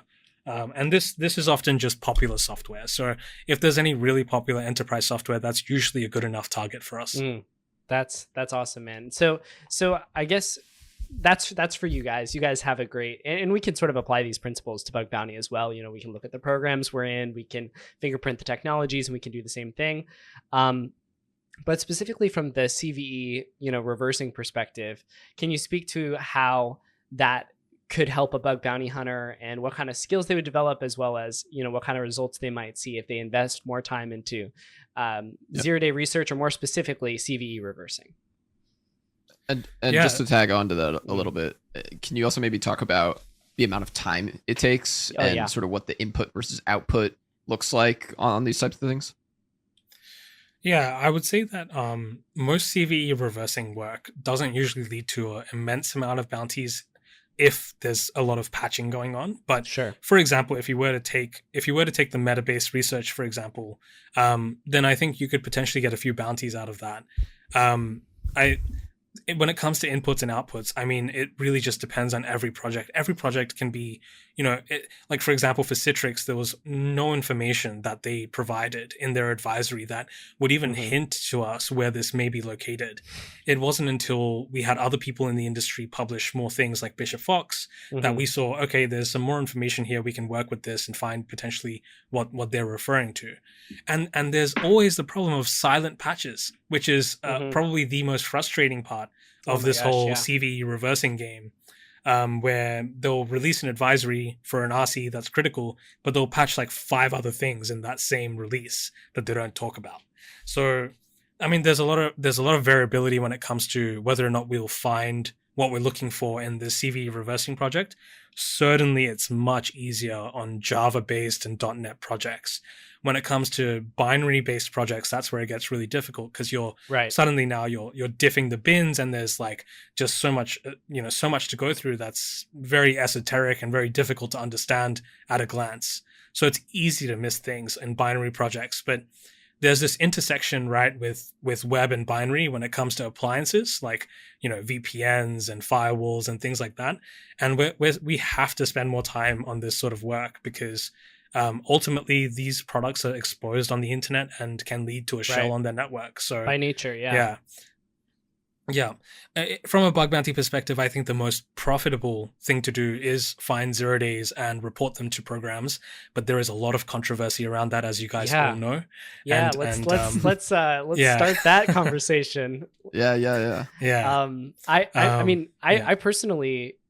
I personally think there's a lot of value, almost like what Assetnote does, right? But from the bug bounty perspective of getting your hands on a vulnerability with advanced notice, right? Because the patch cycles, especially for some of these bigger companies, they're going to be a little bit longer, and it's hard to track down all your assets as the asset list grows and grows and grows. And so, by nature, if you get a couple months head start on this vuln is going to be released, and just a heads up, you're vulnerable, I think that adds a lot of value, and I think that's something that companies should pay for, whether it should be their full max crit, or whether it should be some bonus or some lower amount. That's to be determined, I guess, by the company, but that's my position on it. Do you guys what do you guys think? I'm keen to hear what Joel thinks. I mean, yeah, let's hear Joel. Okay, so from a company perspective, it's definitely a tricky situation, right? Like I see both sides a lot better than I think some other people in the industry do, mainly because I'm both a bug bounty hunter and like a AppSec engineer. Yeah. So from like the company perspective, it's very tricky when you're using a vendor product and you get that reported as a vulnerability, because the reality is that all you can do is wait for the vendor to fix it, especially if it's a 0 day. So there's no actual, I mean, you can like turn it off or there are like certain preventative measures you can do, but you can't actually fix it until the company fixes it.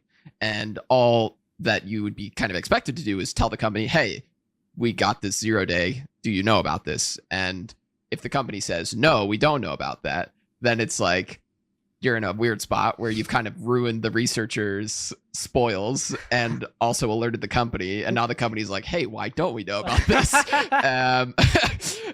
But like, if you don't report it, then like you're kind of like missing your ethical boundaries. So it's very, very tricky. From a researcher perspective, I think you should just report it to the company and then go ham. Like that kind of sets your ethical liability a little bit lower because you've told the company. Now it's up to the company to fix it. If they fix it really fast and they tell all their customers and the customers update it really fast, then good job. But you've notified, and now it's kind of fair game for you, at least, I think. And then whatever happens, right? If companies start telling the vendor that their product is vulnerable and they've been receiving this 0 day, then that's kind of on the vendor now because the vendor hasn't fixed it fast enough, or now the customer is hearing about it. So I think it all kind of goes back on the vendor. But as a researcher, the main thing that I would want to do is make sure that I've at least told the company and then spray and pray, Yeah, for sure. I want to hear, I've got so many things I want to say about that, Joel, but I want to hear Shubs. I want to hear Shubs' opinion first.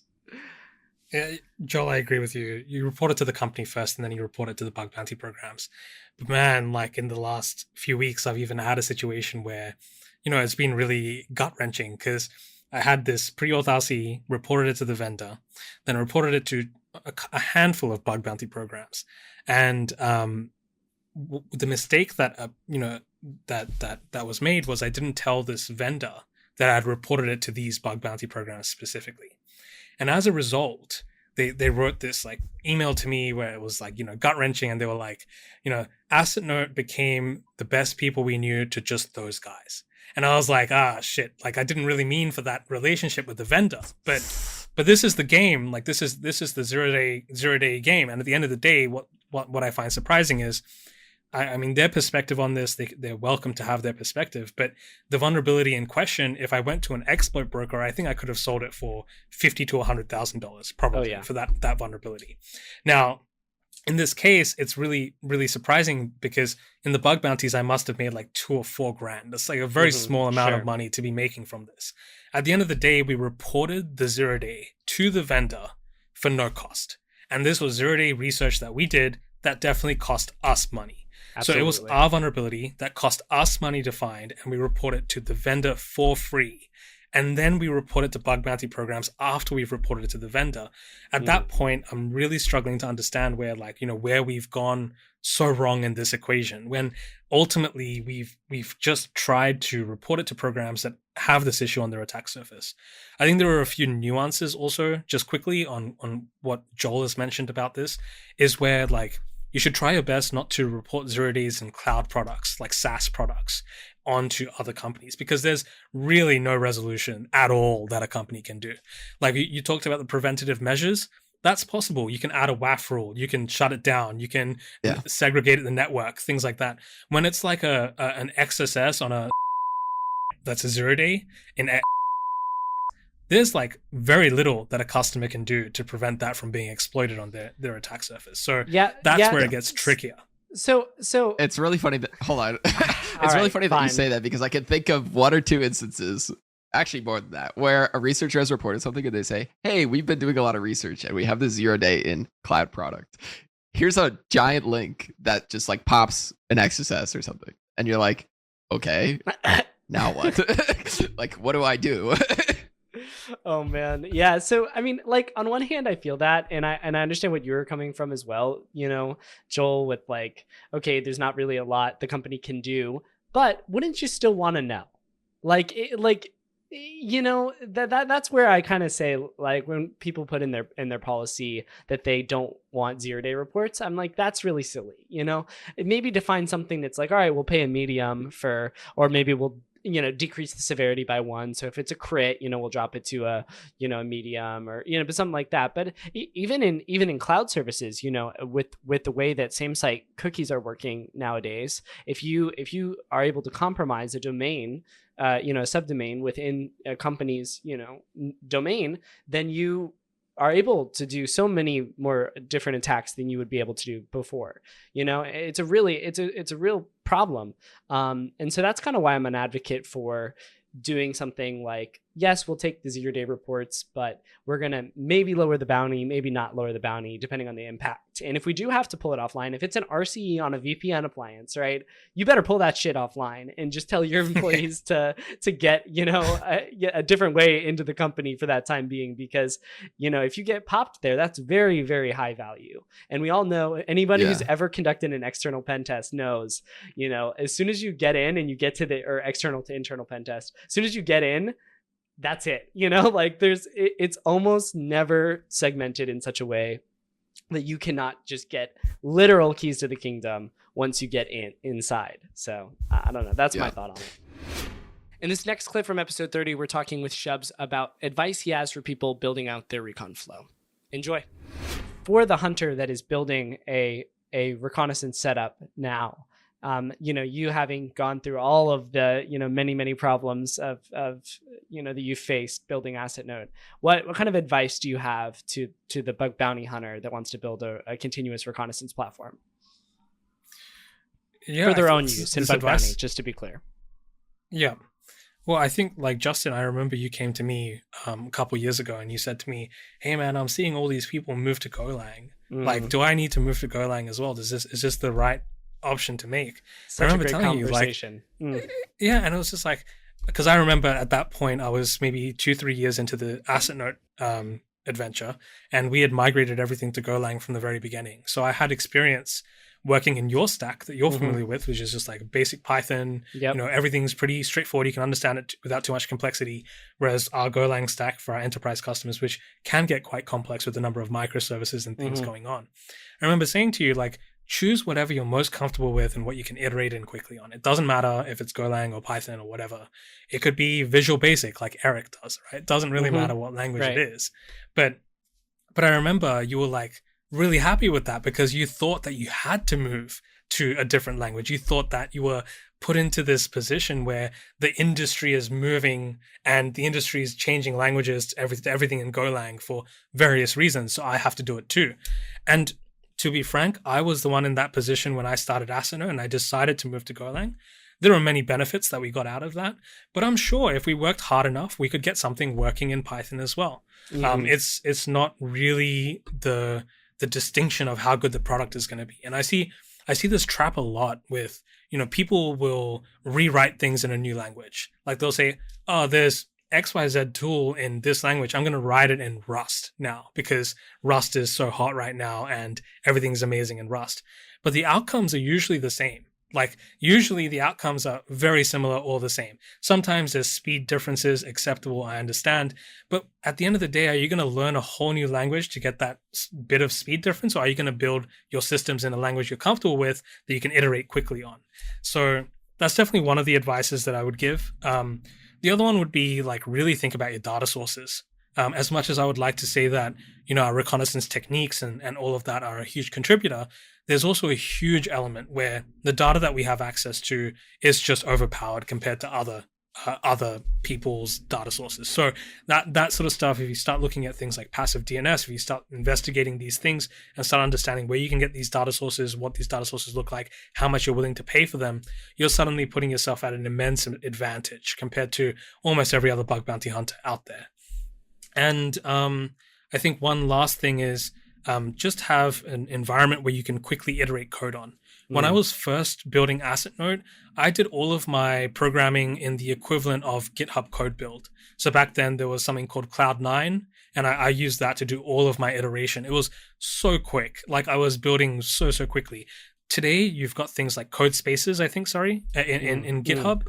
That's an equivalent of what I was using back then when I was building the very first iterations of Assetnote. Wow, dude. That was just a treasure trove of advice there. Thank you so much for sharing that. And I remember that conversation very clearly.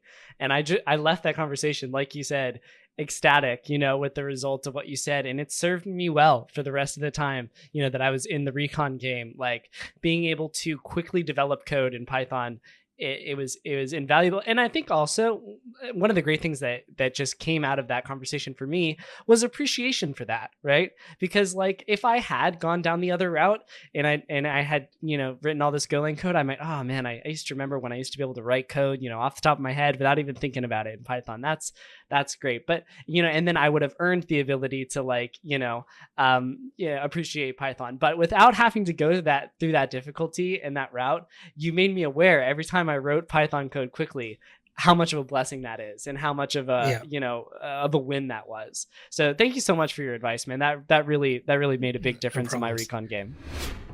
In this last clip from episode 30, Shubs drops some hot, spicy hacker advice on how to hack IIS servers. He's the master on this. You're not going to want to skip this one. So I did have a couple more things that I wanted to ask, specifically regarding IIS, which is your bread and butter, it seems, right? You've done some videos on IIS stuff, which we'll link in the description. And what can you tell us about hacking IIS servers? What do you have for the people? Yeah, for sure. I think the second you see an IIS server, you should thank God, because it's the easiest thing to hack out of all the other web servers that are out there. You should be grateful. You should be grateful that you've come across the presence of an IIS server. You see that blue page that comes up when you hit an IIS server? That should be your point in time where you think, I'm going to find criticals on this bad boy. Oh my gosh, I love that. Because 90% of the time, like guys, if you think about every other web server technology, which other web server technology lets you guess partial files and folder names? There's nothing out there like that. That's just ridiculous. And this vulnerability, this issue has existed for like 10 years plus. Like it's been around for so long, and it still works on the latest version of IIS. Like this is not even something that they're thinking about seriously fixing in future versions so far that I've seen. So there's that, right? You've got the ability to see partial file names in folders. With enough reconnaissance, you can figure out the rest of those file names in folders by doing some fuzzing, so on and so forth. Then there's all this other stuff that happens with .NET, and specifically with IIS and .NET, where you are able to get a shell if you get local file disclosure. Now, if you get local file disclosure and you read a web.config file, it has the machine key, the validation key. You're able to escalate that from just that to command execution. Again, the only solution for this is you start storing these values in the Windows registry instead of the web.config file. 90% of the time, companies are storing it in the web.config file. And this is something that, you know, often leads to command execution once you get local file disclosure. Then there's the other aspect of this, where when you audit .NET products, you've got to deal with this whole idea of Windows shares and Windows domains. So let's say you find an SSRF. That SSRF on an IIS server on a .NET product is much more than just reaching a web server 9 times out of 10. If they're using path.join, then in path.join, you can just do // and put in like a Windows share /C $, and suddenly, because of the Windows APIs that are being used for these network requests, Windows willingly shares the net NTLM hash with your server. So you run responder on your server, and suddenly you've escalated an SSRF to a critical, much more critical than just being HTTP requests. So there's stuff like that. Then there's like, you know, I guess there's also this amazing thing with .NET and IIS where there's like 1,000 different ways to drop a shell. Like when you drop shells in IIS and .NET, you can drop shells with web.configs, with ASCX files, with ASHX files, with ASPX files. You can drop shells in so many different ways. It's beautiful, and it's really great to be able to hack on .NET IIS servers. And one last thing that I love, is if you're exploiting an XXE in a .NET application, there is an XXE payload that is universal for Windows that uses a DTD file that's within the Windows file system that's always present in the Windows file system that will 9 times out of 10 let you leak file contents when you probably shouldn't be able to. Dude, so these are all the different things. That's sick. And I want that payload. I'm going to make a note right now. Get the XSE payload from Shubs, because that seems really helpful. I've seen some stuff floating around, but it'd be nice to have it here, you know, and link it down in the description for the people that are interested.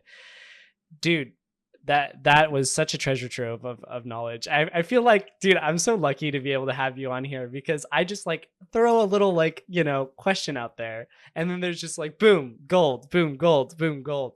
And we were actually just talking about the the share paths last week, and how crazy it is that you get those NTLM hashes, and that you can interact with shares, when you have SSRF as well.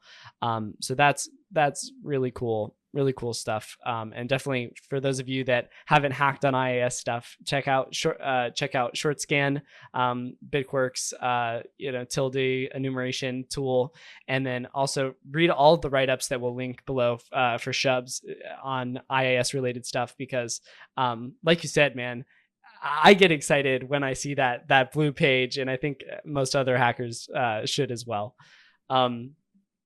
That's all I had on the list for today. Shubs, do you have anything else you wanna share? Anything you want to talk about? Where can we find you on socials as well? Just two last things I want to share, and then we can wrap it up. Great.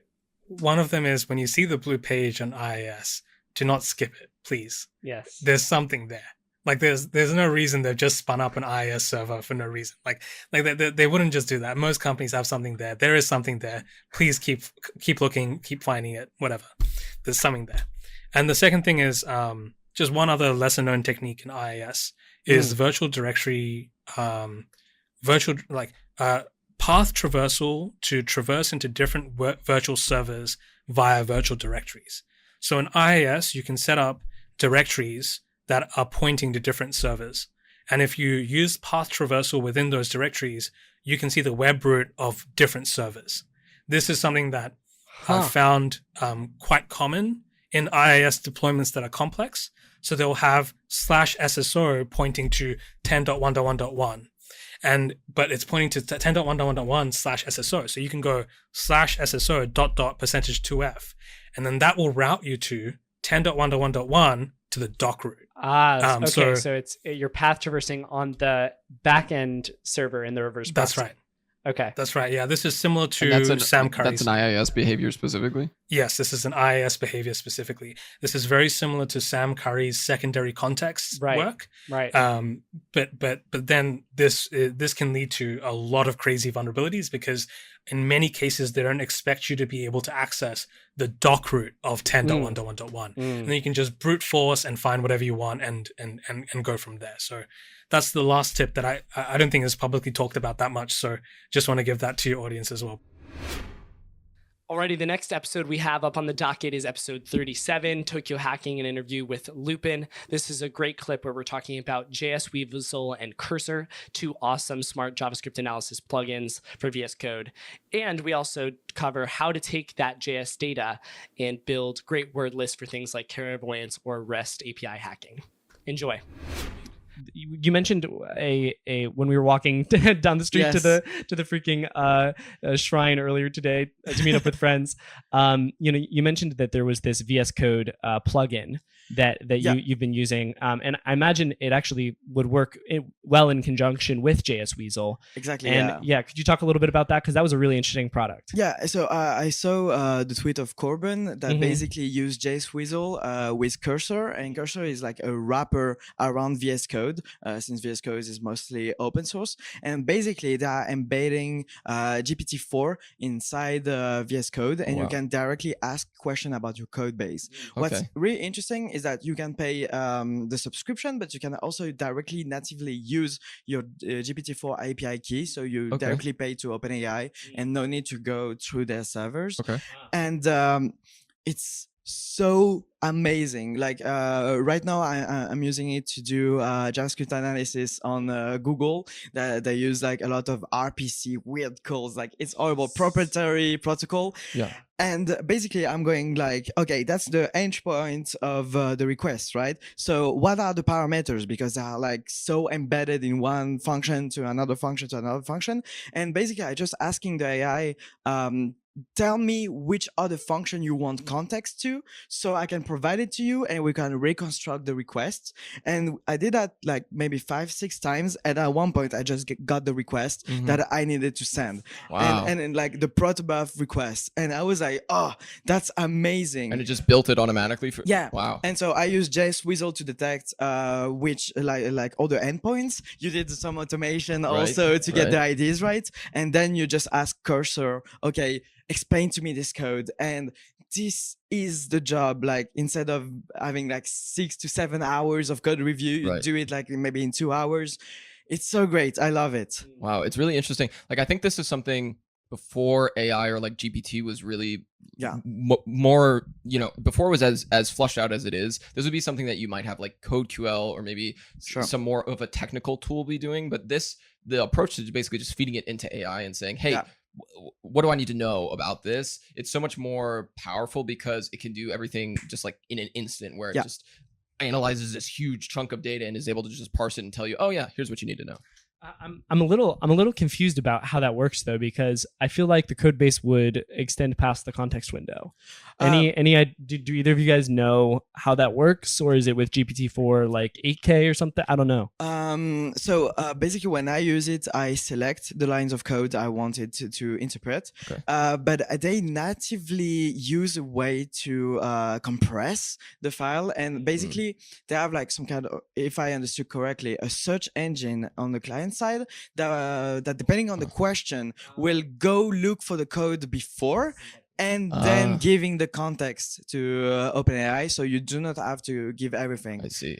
A bit like Bing search is doing. Like the search engine does the first request and then give the data back to OpenAI, and OpenAI will put context. Right? I see. Yeah, that's really interesting, because like what you meant, we were talking earlier about like tokens and sort of how like AI looks at input as tokens, and it splits it up into different segments that it can understand better, and sort of looks at those pieces individually, and then we'll build like the context together. And I think that's like what you said, like the way that it parses that is kind of counterintuitive, because you might think like, oh, you know, I can't feed a giant file, but you can, because it can do some more processing magic on it than it would before. I mean, like LLM are trained on so many data points that actually they can complete context. So if you say this function parses something, they can guess. It's not like the more accurate way to do it, but I think the Cursor team did a great job about knowing what to feed to the AI and knowing like what they already know, so you can like compress as much as possible the tokens to not, you know, pay the 8K subscription. right.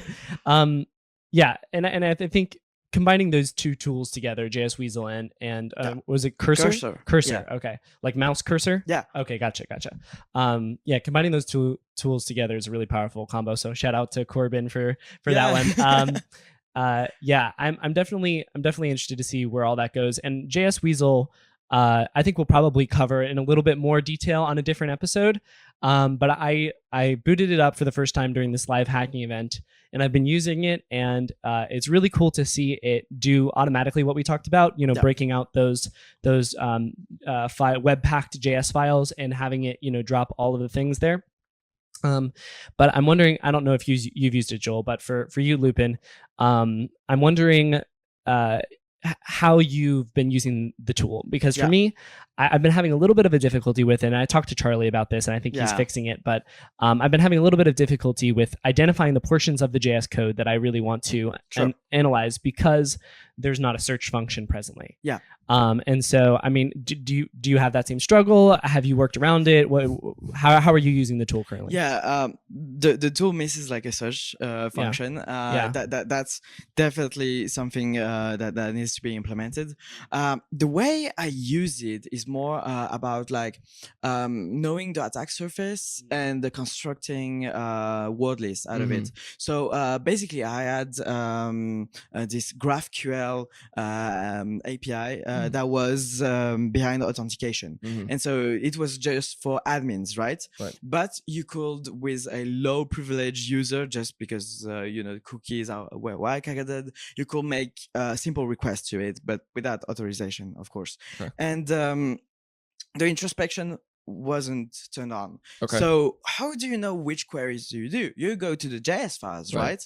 And what I did with JS Weasel that was awesome, it listed all the queries. I just copied all the queries and generated word lists that I gave to Clairvoyance. And basically, Clairvoyance will try to brute force the schema, the GraphQL schema, and give it back to you. And so then I feed this 70 MO, like it was a big schema to GraphQL Voyager, and I had like every call that it was being made, because they like when there is a GraphQL, everything is always documented in the front end. I don't know why there is some libraries that even have introspection inside the JS. Oh, really? Like if it's not turned on, go check the JS and you can copy the introspection and paste it just because they forgot to turn on a flag. I've never seen that. Yeah, I've seen like a lot of times, and it's so interesting. So it's so funny you mention that, because I literally did the exact same thing. Except I didn't use JS Weasel for it. I used my own parsing script to, expand the Webpack files. Yeah. And then I did exactly that. I took a regex. I pulled every string that was compliant with GraphQL, naming standards essentially for queries and for field names and that sort of thing. And I put it all in a word list and I fed it to Clairvoyance. And for those of you that are listening that aren't familiar, we'll link it down below. But Clairvoyance is a tool that I guess sort of plays on the problem with GraphQL, where they will recommend you fields if you have the improperly defined fields. So let's say there's a field called store, and sometimes it's even like pretty far. You might even get away with like sport, and it might be, did you mean store? And they'll tell you. It really depends on the backend. So depending on the language, you can set up the amount of token that needs to be the same. So really?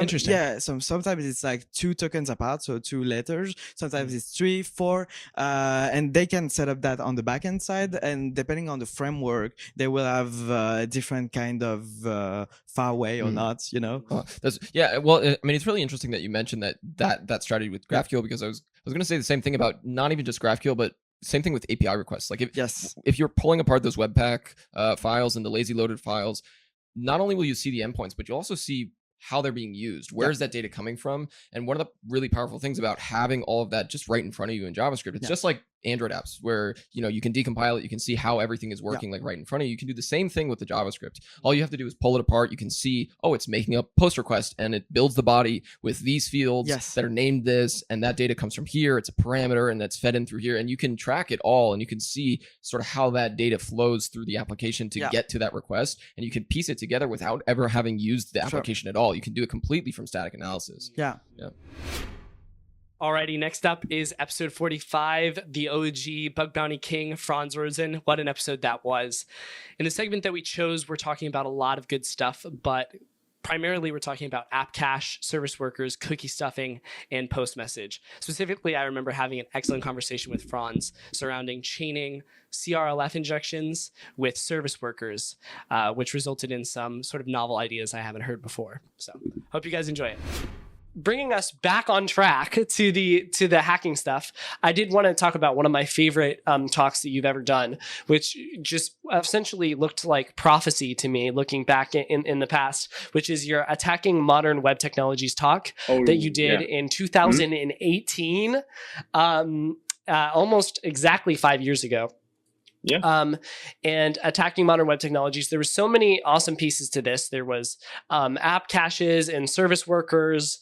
There was postMessage stuff. There was upload policies. The policies, the S3 policies, all sorts of stuff all over the place. So once again, mandatory reading for anybody who's listening.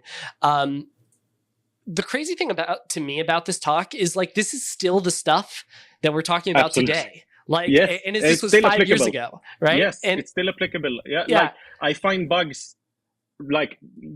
sometimes I need to go back to those slides because I find bugs for those things. Exactly. They have extremely long lifespan, those blog posts. Yeah. I'm surprised myself that it's still working. And this is something that's really, I think, a key listen and also helps for your for your brand as well, Frans, is that Frans was talking about this stuff, not only doing this stuff, but talking about it publicly in 2018, 5 years ago. And we talk about postMessage still being an underserved technology even 100%. To this day. So keep an eye on anything Frans releases, because it will very likely be applicable for the future. So talk to me a little bit about app cache and service worker stuff, and then in conjunction with that, the beauty of the synergies between cookie stuffing and these technologies. Yeah. So I think the interesting part with the app cache that happened there were many fun things with it, but my aspect of it was that I had a really old Dropbox account, and the old Dropbox account were like grandfathered into a place where you could actually host websites on dropboxusercontent.com.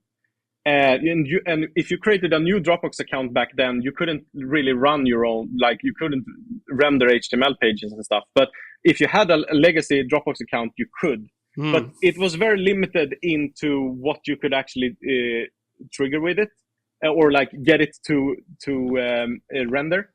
And I came to the conclusion that, like, what can I do with an XSS or running an XSS on Dropbox user content? And I remember I was talking with Mathias then, and like, what can we do? Like, can we do something? And we came to the conclusion, like, okay, cookie stuffing we can do. So you can make it like unable to actually load, because you're filling up the cookie jar so much so when you're making a request later on, it will fail. So question here. So essentially what was happening is you were able to host your attacker controlled content on a domain with other victim content on that same domain, right? Yeah, exactly. What happened was you got like a user directory on Dropbox user content that you could host data on, and then you could I think it was that I can see it now, and I'll reference it. Yeah. It's slide 15 for any of those of you that are following along here. He's got DL dropboxusercontent.com/u, and then the user ID, and then wherever you would update stuff. And you got the XSS not by uploading an HTML file, but by using SVG. Yeah. Well, I think it was an XML. No, XML. Yeah. You're right. Yep. Yes. XML. Yeah. So that was the thing. Everything else was like, getting downloaded and content disposition attachment. But that was the way. But if you had a new Dropbox account, you would never get the URL to Dropbox user content. It was only the legacy Dropbox account that had cool. that feature enabled. So that was the weird part first with having that. So we knew that we could do cookie stuffing, and what would happen then if somebody else sent a link, that would like 404 or a 405 or something. Or 550 or something. 411, I think maybe actually. Yeah. So that concept of cookie stuffing, I learned that from you and from File Descriptor. And so I think it was File Descriptor that I learned it from as well. I was going to ask, where did you get that knowledge? And of course, it goes back to another legend, File Descriptor. Yeah, File Descriptor, man. And the funny thing with this bug was that I think Mathias was the one mentioning. We're coming back to File Descriptor. So he mentioned App Cache, and I started reading up on what App Cache was doing, and Mathias as well. And we started like playing with that and realized that we could, host, reference a manifest in the XML file. That manifest would then be loaded, and that manifest could be like a regular text or whatever. Sure. And that text could contain and say that if you're unable to reach this website, you should have a fallback page of this and that. Sure. Because the whole app cache thing was based on you running an app and you're going offline with your cell phone. So you need to, if you reload the page, you can still visit it. This is crazy. And absolutely crazy. And what happened was that we realized that in our user path, we could put an HTML file or an XML file, and we could say that this is the one that should be loaded if you can't reach the website. And then we realized, okay, does the cookie stuffing result in this thing? And it turns out that yes. So we cookie stuffed and made sure that if you clicked on any other link, we would just steal the URL and then steal the page of that signed URL ourselves. That's amazing. But the weird part was that when we did this blog post, I don't know exactly date-wise. So our bug to Dropbox was here and then here. Yeah. And then file descriptor comes out with a talk explaining this bug. And we were like, but what? So that was when we got the Dropbox bug published, so we could show that we also figured this out. That's crazy. And so he actually did a talk on, I think, on OWASP talk or something else. But and so we came to the same kind of conclusion, which was great. So I wanted to like highlight that like sometimes people can like figure out the same kind of things at the same time. And as you mentioned, like there's like the new thing, I think I mentioned it as well, like service workers was a replacement for app cache. But back then, I think it was like very hard to like get a service worker to work, because you needed to have like a specific header on the service worker file to allow it to run as a service worker.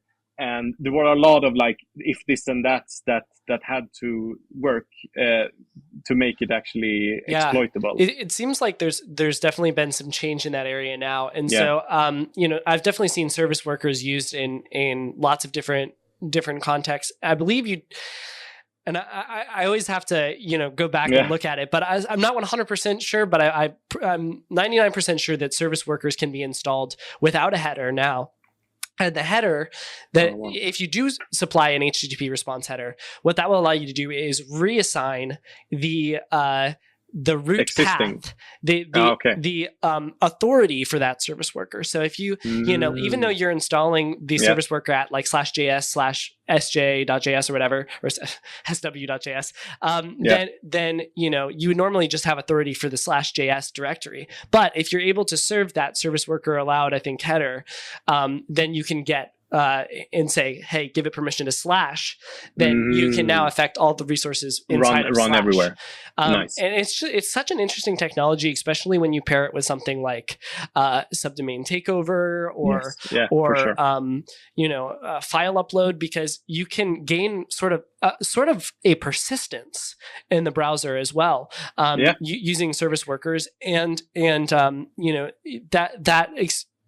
we've seen this also with Truffle Security released a tool called Of Cores. I'm not sure if you've seen it, Frans, but it uses a service worker in the background to gain more time to be able to attack different websites that have vulnerable cores configurations, even if you just visit the page for just an instant. So there's so many, I think, applicable, exploitation scenarios for service workers that we got to keep our eye on, because they have tremendous impact. Yeah, no, and I agree. But like, I guess the core concept first is like you need to have an XSS to begin with. Yes. And then you probably need to have arguments on why that XSS wasn't important in the beginning. And I guess like storage, like a bucket storage is a good argument on like an XSS there doesn't do anything, but if you have persistence, you can like show. And I think that was what the bug showed, was like, it's a sandbox domain. It doesn't have any impact, but you have persistence. And that's the way to like gain access to other URLs and stuff. I just thought about something, Frans. One of the things we're going to talk about a little bit later, assuming we don't have to cut for time, is this middleware misconfigurations that you talked about. So what if we changed that, right? Like we changed the middleware misconfiguration, and so now we can use that to hit a different bucket on the. So just to be, I'm going to give the TLDR of the middleware misconfiguration thing.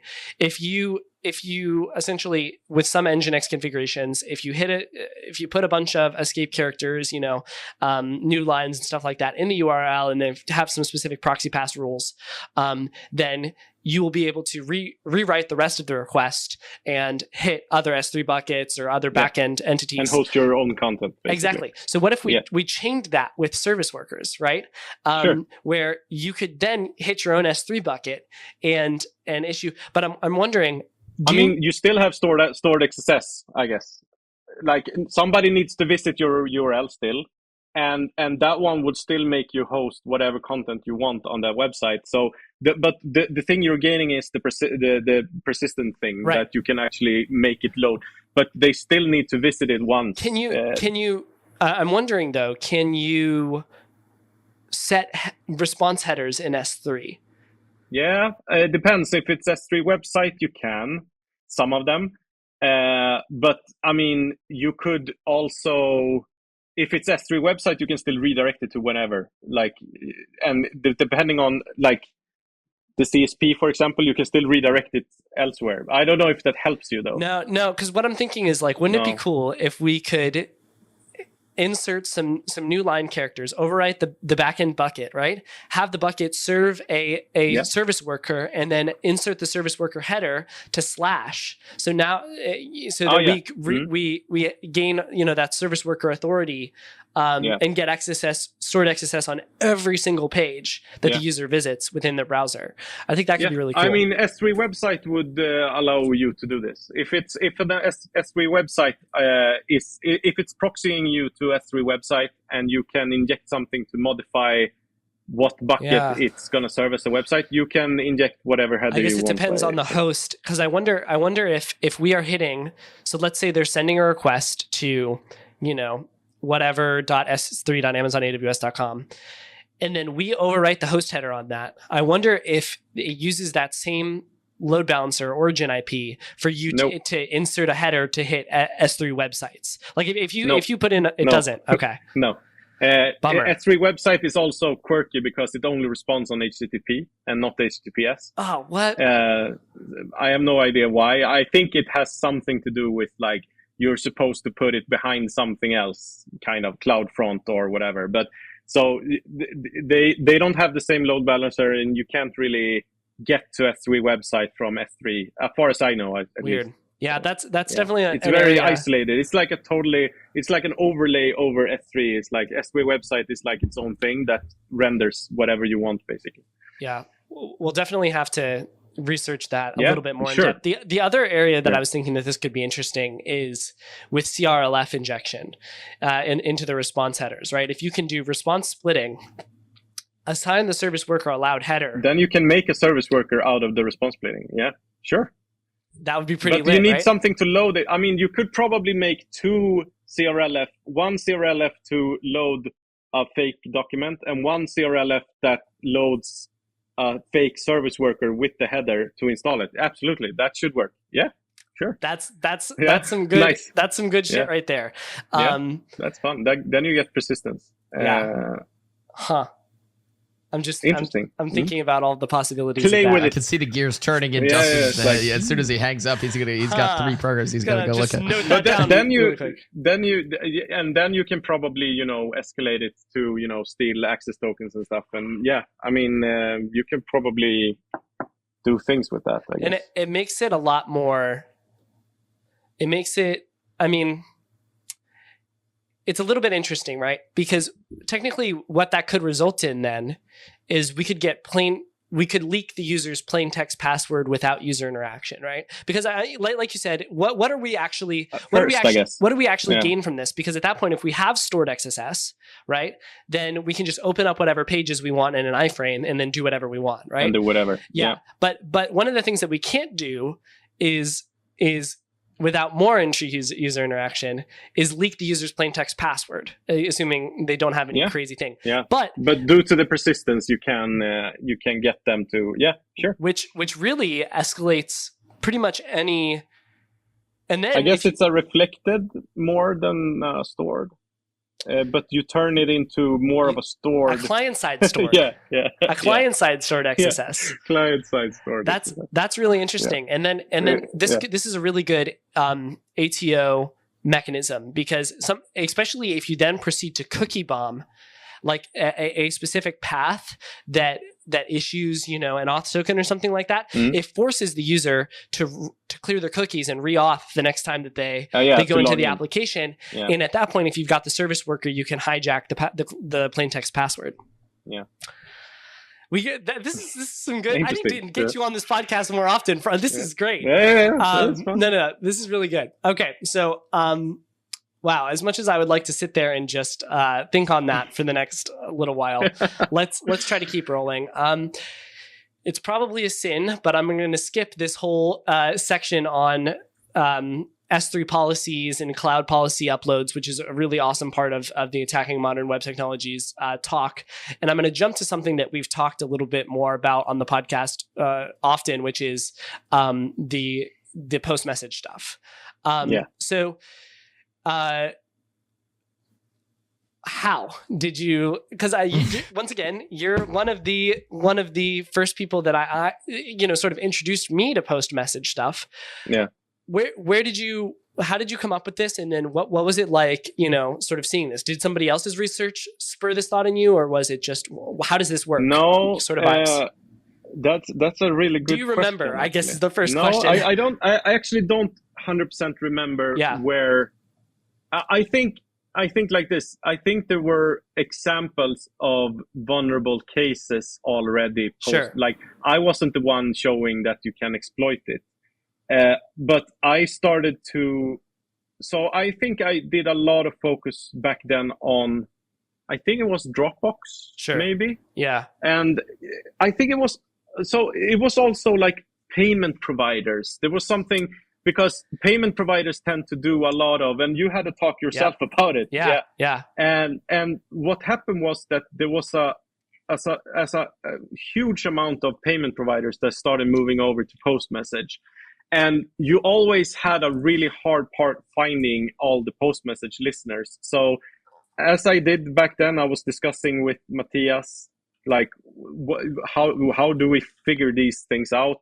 And we came to the conclusion that, like, okay, probably an extension. And then I sat down and wrote a bunch of, like, inside iframes deep, postMessage that get listeners that get triggers by actions, and a lot of different, I think it's still in the repository. There's like an example.html with a bunch of listeners, and just to like try to figure out what we can do about it. And I made my first version of the extension, and like, okay, this will be usable. Like, just the number, even though you have like 5 iframes deep a listener, the number counter on the postMessage listener Chrome extension will still, increase. Versus looking at the source events, global events, and you only see the iframe you're currently selected. Yeah. I was like, this is a terrible functionality. So I made my first version of this, and I talked with the Google team, because I told them, like, why can't you just, like, I don't want to start building an extension. Like, can't you just fix so you can see all the listeners in all iframes? Yeah. And they were like, no, this is how it's supposed to be, and blah, blah, blah. And it's terrible. And it's something that I talked about in my talk as well. But like, you got to do your you still even have to do your due diligence to go and show where all of the, to go suss all of the listeners, because something may not be utilizing that listener, right? So in that case, it won't show up in postMessage tracker. So you've still got to go through and do it. One of the, it's my fault as well, because I haven't contributed to that nice private repo you put me on for postMessage tracker. But I think it would be really cool to add a line that shows every time a postMessage tracker is registered and where it's registered. So you just like you get a request where you get a log in your console when it gets sent through, when a postMessage is sent through, you can also get a log when one is registered, so you can know, okay, well, my child Windows third iframe has registered a listener. That could be really cool, because that attack surface is all over the place, like you mentioned. Absolutely. And I would say the most common ones I found nowadays are the ones not initiated from start, but by action. Yeah. So they just because so I have an example in one talk I did in Amsterdam for like a live hacking event. Basically what happened was that when you clicked on upload document, there was a listener started at that action. And then you could do whatever. You could basically read whatever document you uploaded, you could read it from the sandbox. But so there's a bunch of those like action-based listeners that gets triggered by things. And what I've seen lately also, and I think one of the biggest tricks that up my sleeve with the postMessage listener was the unpacking of the wrappers. Yeah. So basically everything is wrapped through New Relic or Rollbar, or there's a bunch of those. And jQuery also has its own wrapper. but the way of figuring out how to bypass the wrapper and then go directly to the function, so you can get like the real function that is actually being triggered. That was, I think, the golden nugget in the extension that was really helpful. And what I've seen lately now is like people using message ports, which is like an addition to postMessage, where you send an initial postMessage with a port, and that port can then be, you can shuffle that port between iframes, but the one having the port is the one getting the messages. Yeah, dude, I'm so glad you mentioned that, because I just found my first, bug using message ports in a live hacking event, maybe. Well, I won't say exactly when, because that'll give it away. But within the past year, right? And it was very interesting. And I think one of the things that was crazy there is it sometimes people will just get a port and then they'll just shove data into it without doing origin checks or anything like that too. No. So exactly. It actually even creates more complexity and more room for vulnerabilities when you're utilizing the message port stuff. Yeah, and it's fun because you can have a message port from one little iframe, and if you get hold of that message port, you can take it into a different iframe, and then the window thinking it sends it to the iframe is actually sending it cross domain somewhere else. So that message port you can juggle that message port wherever you want, which is kind of funny that it's like just a connection. It's basically like a socket that shuffles data. I'm also kind of surprised that we haven't seen more postMessage based tooling out there. Like, maybe I'm just naive, but your postMessage tracker is pretty much the only extension that I've seen that does anything like this. So, one, thanks for doing that, because otherwise we would have no introspection into this. I use it every day myself. It's the only probably extension I use myself, and every day I'm looking at it. So it's like it's a good example of like writing something that you would use yourself. Yeah. And it's 100% like that. Like it doesn't go a day without me looking at it. I'd kind of like also to highlight, the importance of understanding browser mechanics and stuff like that. So let's say, for example, you postMessage stuff was just coming out or something like that, right? And you go to a page and you see an iframe open up, or not an iframe, a pop-up, open up, and it does something, and then that change somehow seems to appear back on the original window, right? Yeah. And you don't see any HTTP requests, so it's not pushing it out to the server and not coming back, right? So you're like, wait a second, how the heck is this working? Because if you have an understanding of browser mechanics, you would need some sort of reference to pass it and that sort of thing. Yeah. Same origin kind of works still. Yeah, same origin is fine for that. Yeah. So it's important to understand, if it's happening cross origin like that, you can't just, say parent, or opener dot, window, whatever, and just define variables or trigger callbacks in the parent window if it's cross origin. So having a strong understanding of same origin policy, having a strong understanding of window references, those sort of things are essential to be able to identify these sort of issues for sure. As the technology evolves. Absolutely. So. And I think one thing that I did some talks on it, but I think there will be a lot more bugs on it. It's client-side race conditions with postMessage. I think I was early on with it, but I think that there are much more places to investigate that might be similarly vulnerable to it. I don't have, so I've got a couple client-side race conditions in place, bugs that I've found, and I'm actually doing some research on them right now, which I'll share with you after this chat, and maybe we can collab on it, because the implications of it are pretty gnarly, but I need to do what you did with OAuth Dirty Dancing and just work through all the pathways. Work with all the pathways to it. But I mean, there's so many things that can be said about that. One piece that is not super relevant to the bug or to the research that I'm talking about is the concept of client-side race conditions via postMessage when one of the people is using JSON.parse.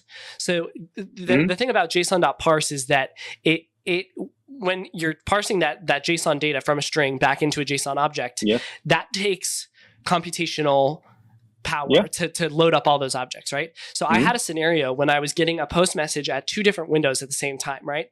And I needed to be, so this window was the first window that would receive the post message was relaying it to me, the attacker. But then that first window would respond to the post message and set some configuration settings, right? So I had to receive it. You needed the message to be first, but you also needed to read it faster than the other. Exactly. So the first window that received it was using JSON parse. String and instead, matching, I guess. Exactly. I used just substring, right, to extract this variable that I needed to send the message, and was able to win the race back to the first window. Oh, that's awesome. And so that's a cool little tip. I love for those. Listeners those there. Things are beautiful. JSON parse is a little bit computationally intense there. Also, I think like the whole concept of sending arbitrary objects. I know FileScripter made one of those using blob.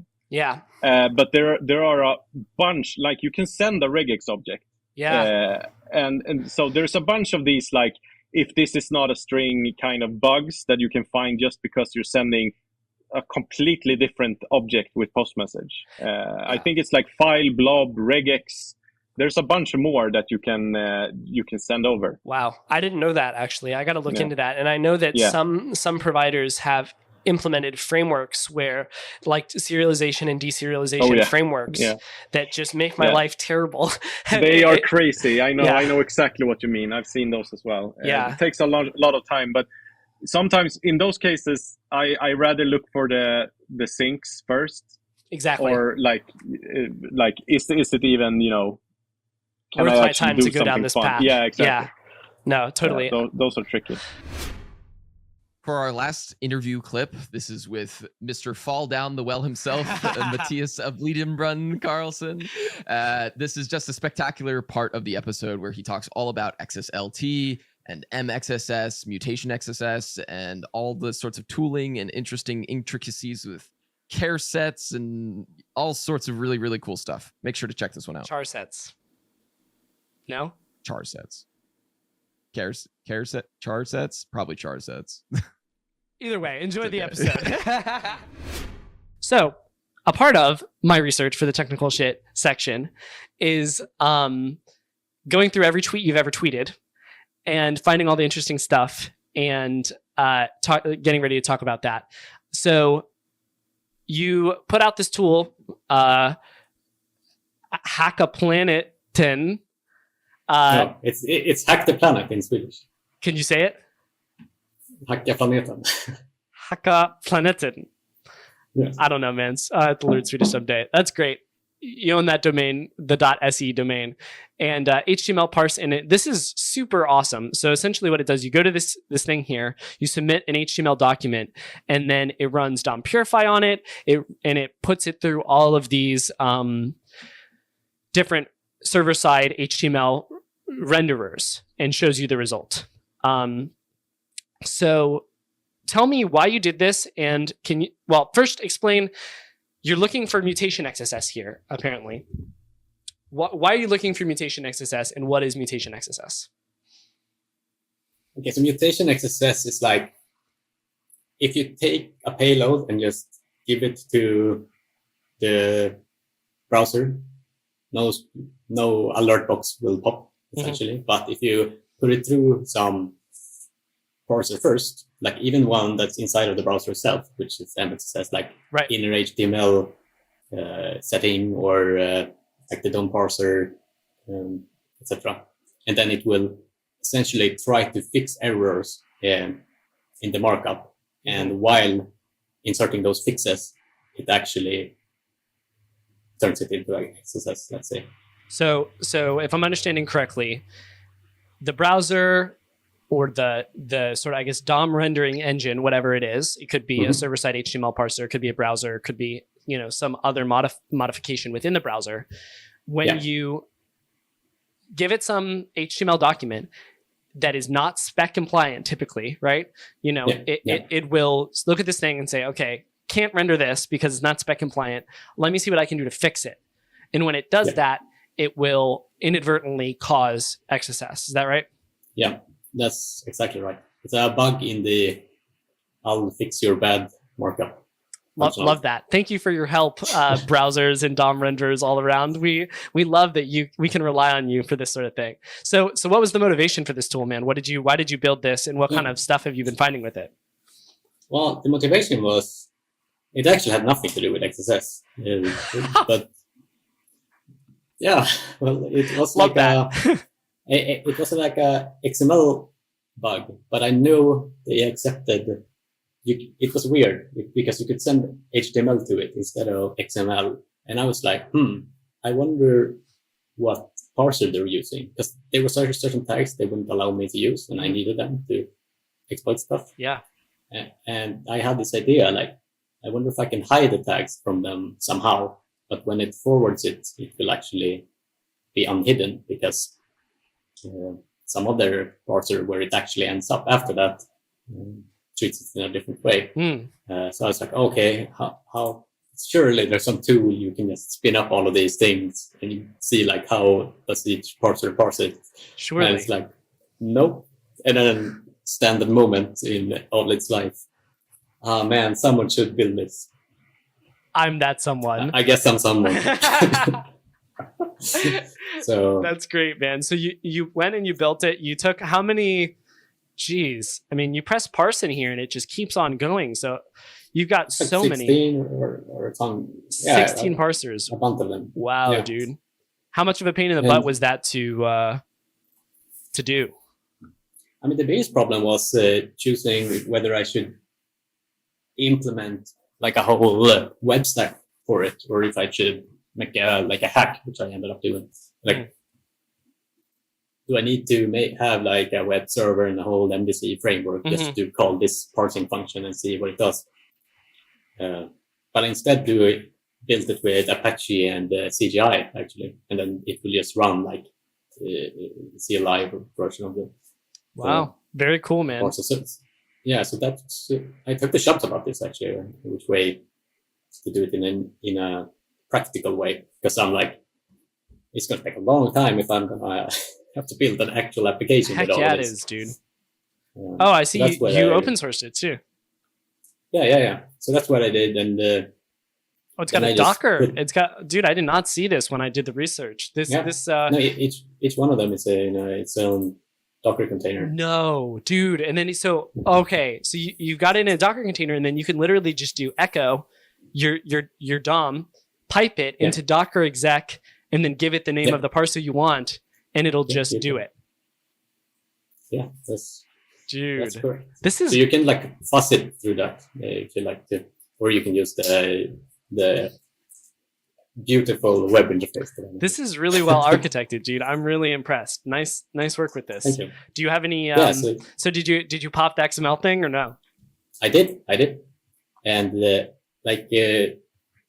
because I managed to hide tags with it because it parsed the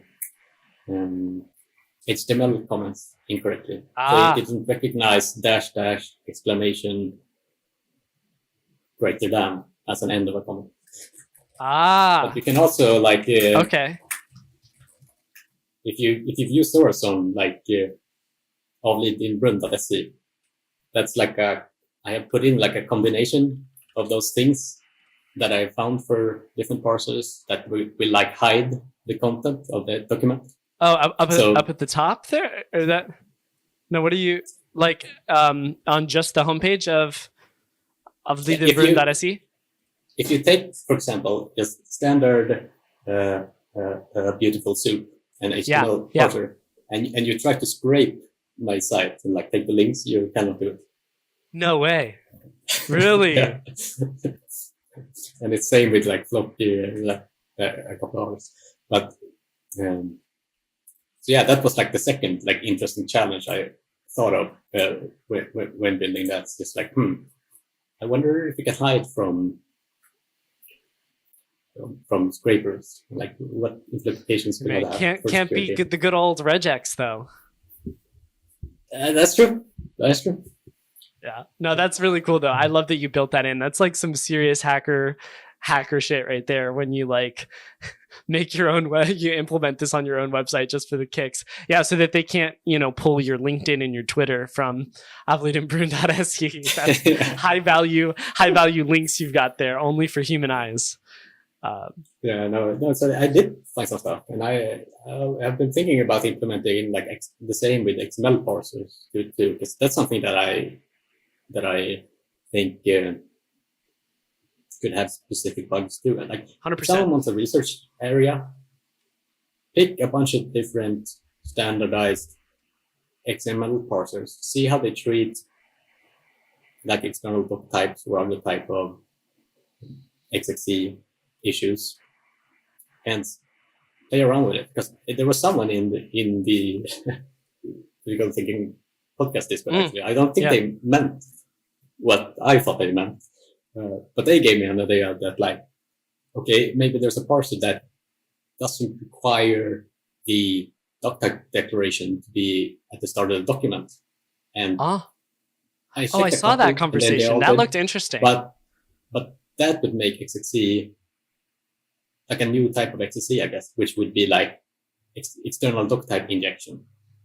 So when you're injecting into the body of the XML document instead of controlling the whole thing. So I actually have a piece of research that I want to say, I don't remember whether I actually put it into the SAML episode for critical thinking, but there is a Chrome browser exploit that was a couple weeks ago, not the one that dropped in the critical thinking research XSE one recently, where they were using XSLT transforms to do some crazy stuff with the placement of that entity, the doc type tag.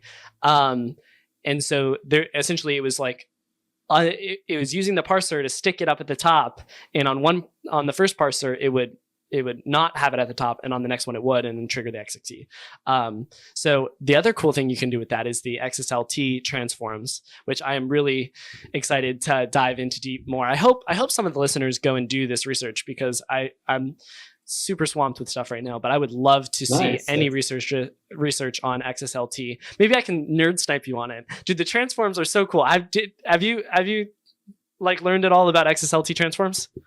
Yeah, I found XSLT bug 1.5 weeks ago. Oh my gosh, actually. Of course you have. All right, whatever, Mathias. All right. But that means it was 1.5 weeks ago, so it means I forgot everything. Yeah, your context window is gone. No, that's great, man. So, all right, well then, so you've actually done some more hands-on stuff with it than I have, because I've just done mostly reading and ideating on it. What is your... share a little bit about that, would you? I can share about that, but it was a really interesting point that you brought up with this XSLT, because XSLT is basically meant to like transform the incoming XML document to something else. Yeah. So it's pre-parsed. You can transform it into something that now has an XSC in it. That's I guess that's what you meant, but I just have to revisit that because it's awesome. That's great, man. I can see he's. And for those of you that are listening, not watching on YouTube, there's like this far off look in his eyes that is the mark of a bug forming. I can see it. That's great, man. I love that.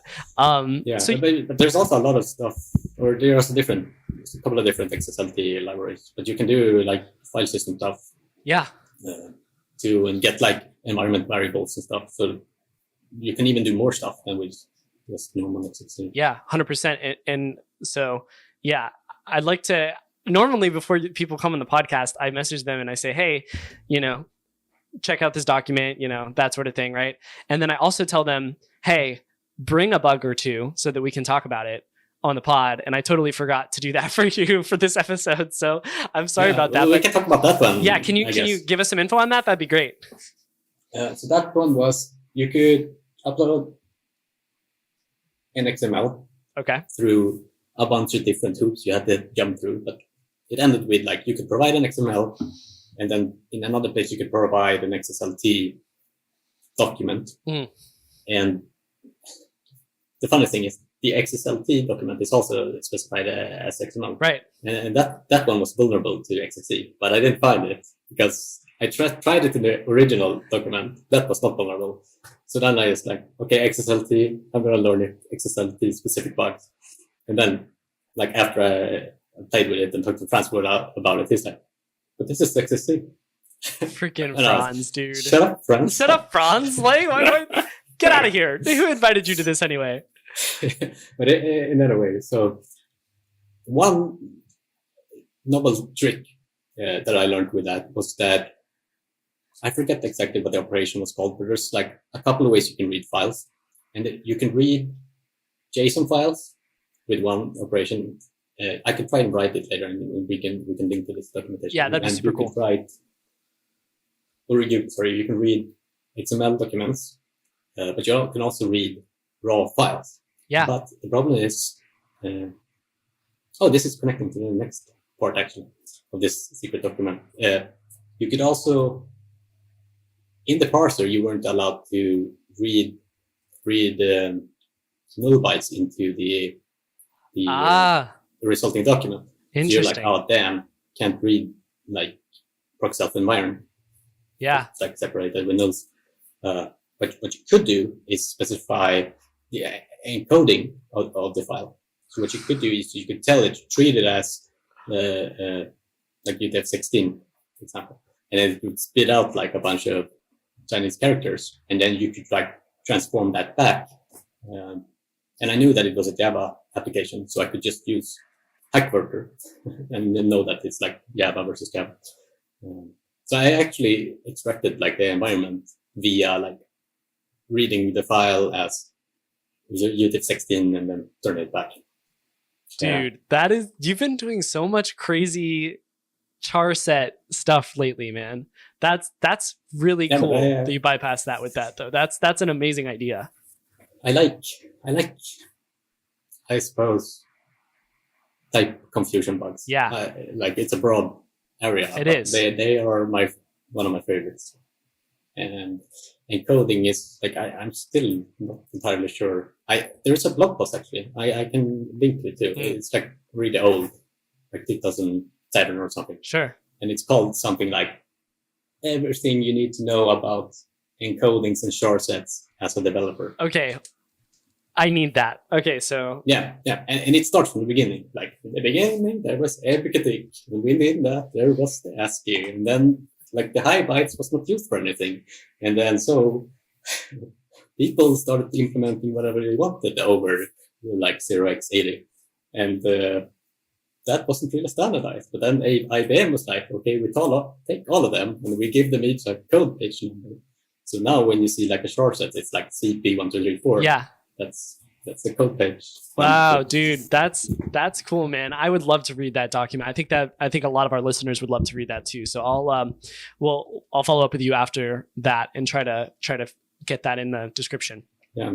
Like encoding bugs is really, really, really interesting too. And also things like injecting like byte order mark to confuse. Injecting what? Like byte order mark. Oh, so byte order mark. Yeah, so you can use it in like UTF-16, for example, or like. Is this the like encoding flip it around thing, like the left to right override?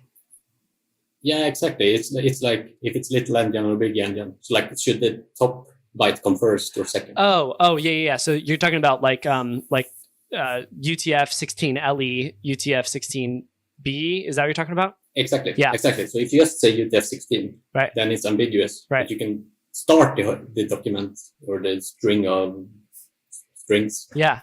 With like this byte order mark, which is like FE, FF, I think, for one of them, and then it's like, you're telling it to what coding it is. Okay, so hold on, wait a second. So you can actually put that in the data? Yeah. What? Yeah. Byte order mark. Byte order. Yeah. Mark. Dang, dude, I need a bigger notepad for this episode. Byte order mark. And so you can put that in the data and it will define how the rest of that data string is read. It should have to start with it.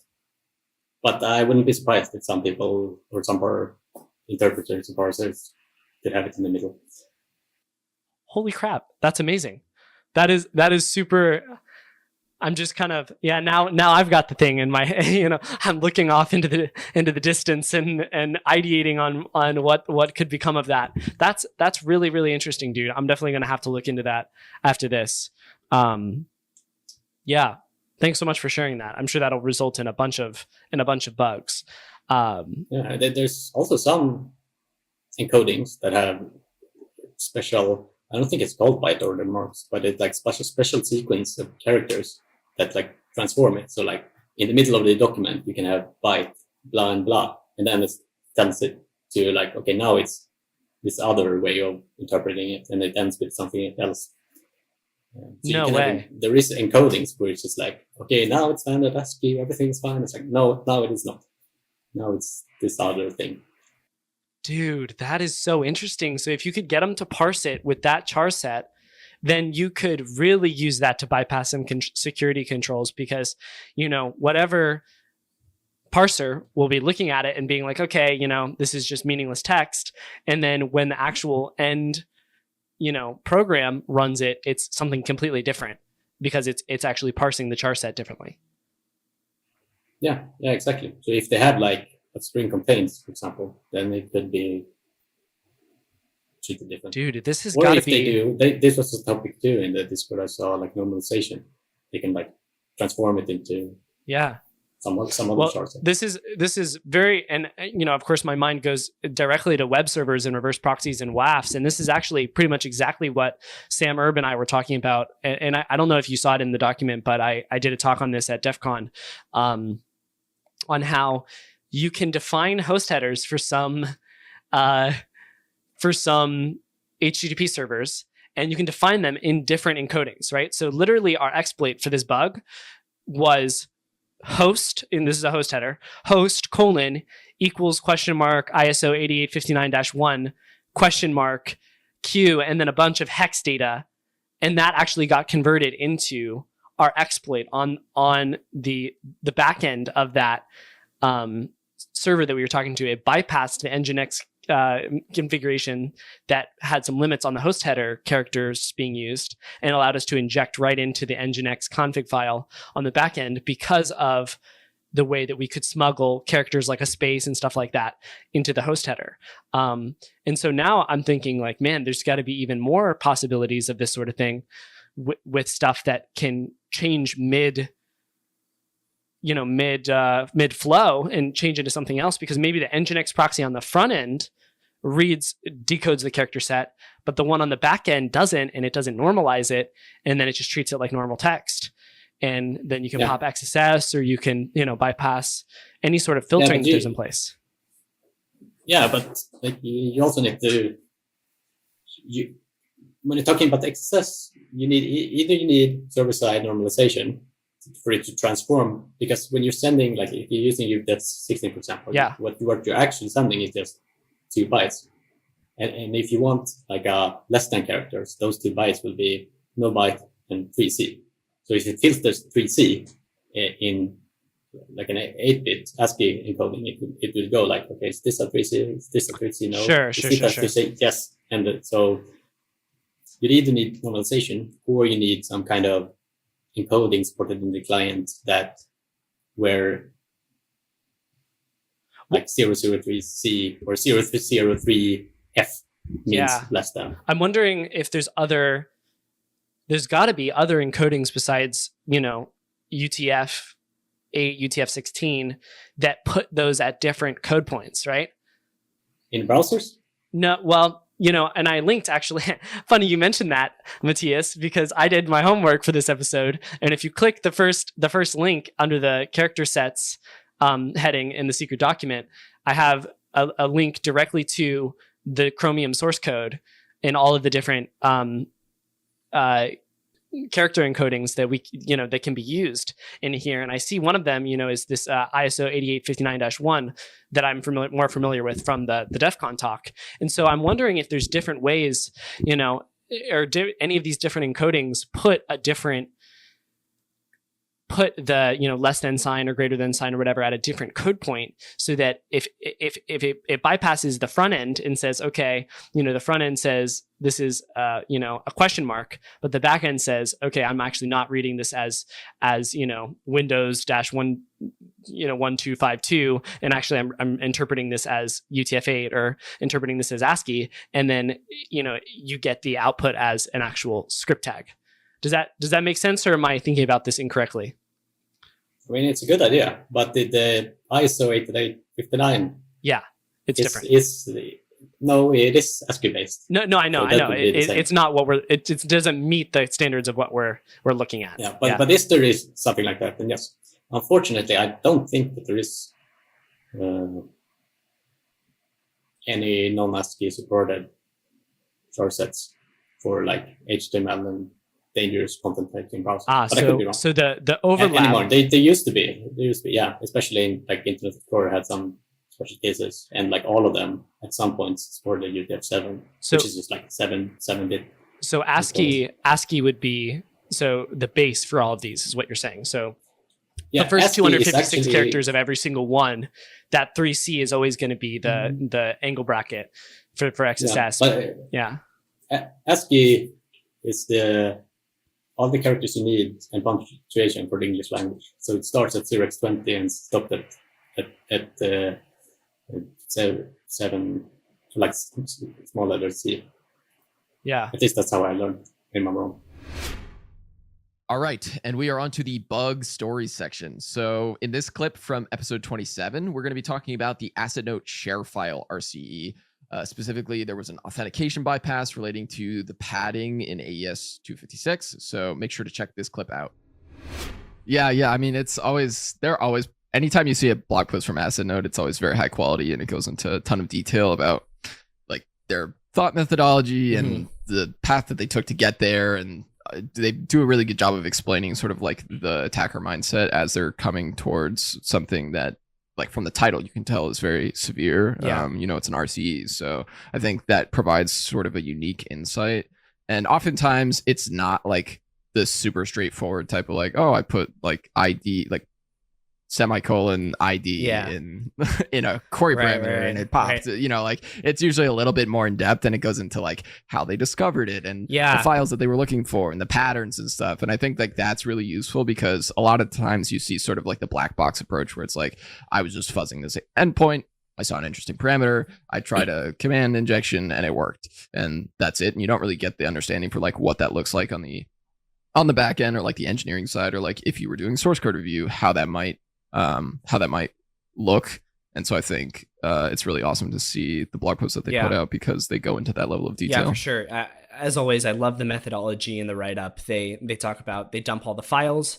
They talk about this I guess function that's getting called to parse the cookie, set current principal from session cookie, which, if you were just kind of looking through the code, you might assume that is going to be something that does, an authentication check. And in fact, the title of that section, they titled authenticated, but not really, because that once you double click into that call, it just skips over it if it doesn't find the cookie that it was looking for. And so it's like, okay, well, sort of that was going to be an authentication check. And there's some other pieces down the line where, you would assume authentication was necessary, but they kind of, weave around out of those and eventually end up finding a path traversal, not in, let me see if I can find the name of the parameter. It's not in the parameter that you would think. Here it is right here. Yeah, so it's not in the parameter that allows you to specify the path. It's in the upload ID parameter. And that gets concatenated with the path a little bit later. And even though the path is actually sanitized, the upload ID is not, which results in the path traversal, which allowed them to get arbitrary file right. So that was a really good method. And then this one also sort of has a little bit of a twist to it, which is you need to have a valid parent ID within the application. And so that parent ID, you might assume would be something, you might have to have like a valid folder or a valid, ID of a folder or something. But really they found that all you have to do is have a string that does not fail when it gets AES decrypted. And so it doesn't matter what that string is, it's not used anywhere. But if it gets if it passes the AES decryption, then you're able to do the attack. So they outline really well how AES works, how the PKCS7 padding works, and how they were able to use that to really reliably guess a value for this parent ID. I think it was only 128 or 256 tries that it took to brute force, and then they find a valid value that will pop and result in them getting a shell. So once again, big round of applause to the Assetnote team. Awesome work. They killed it. Yeah. I think it's really interesting because this is something that we talk about in AppSec a lot, where it's like validation versus verification, and a textbook example is JWT tokens, where they're just checking, is this a valid JWT token, not is the contents inside of the JWT token valid.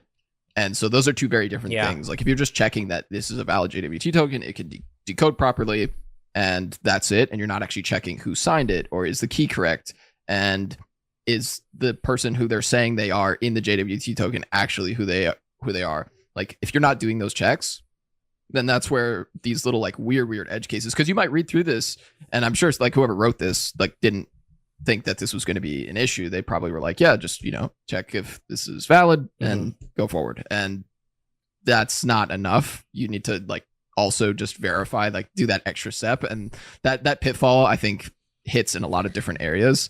And this is just another example of it, in a big product as well, like just that classic kind of case where they checked it but they didn't fully verify it. I don't know about on the JWT front. I kind of feel like that's the whole sell of the JWT though, is that like it should be sort of self-authenticating because it's signed by the by the person that has the private key, right? So and obviously that doesn't always work out to be the case, but these different technologies do have their different pitfalls, and that is in the JWT scenario, as you mentioned, that if somebody does find a way to forge a token or get their hands on the private key or whatever, then you're just totally screwed.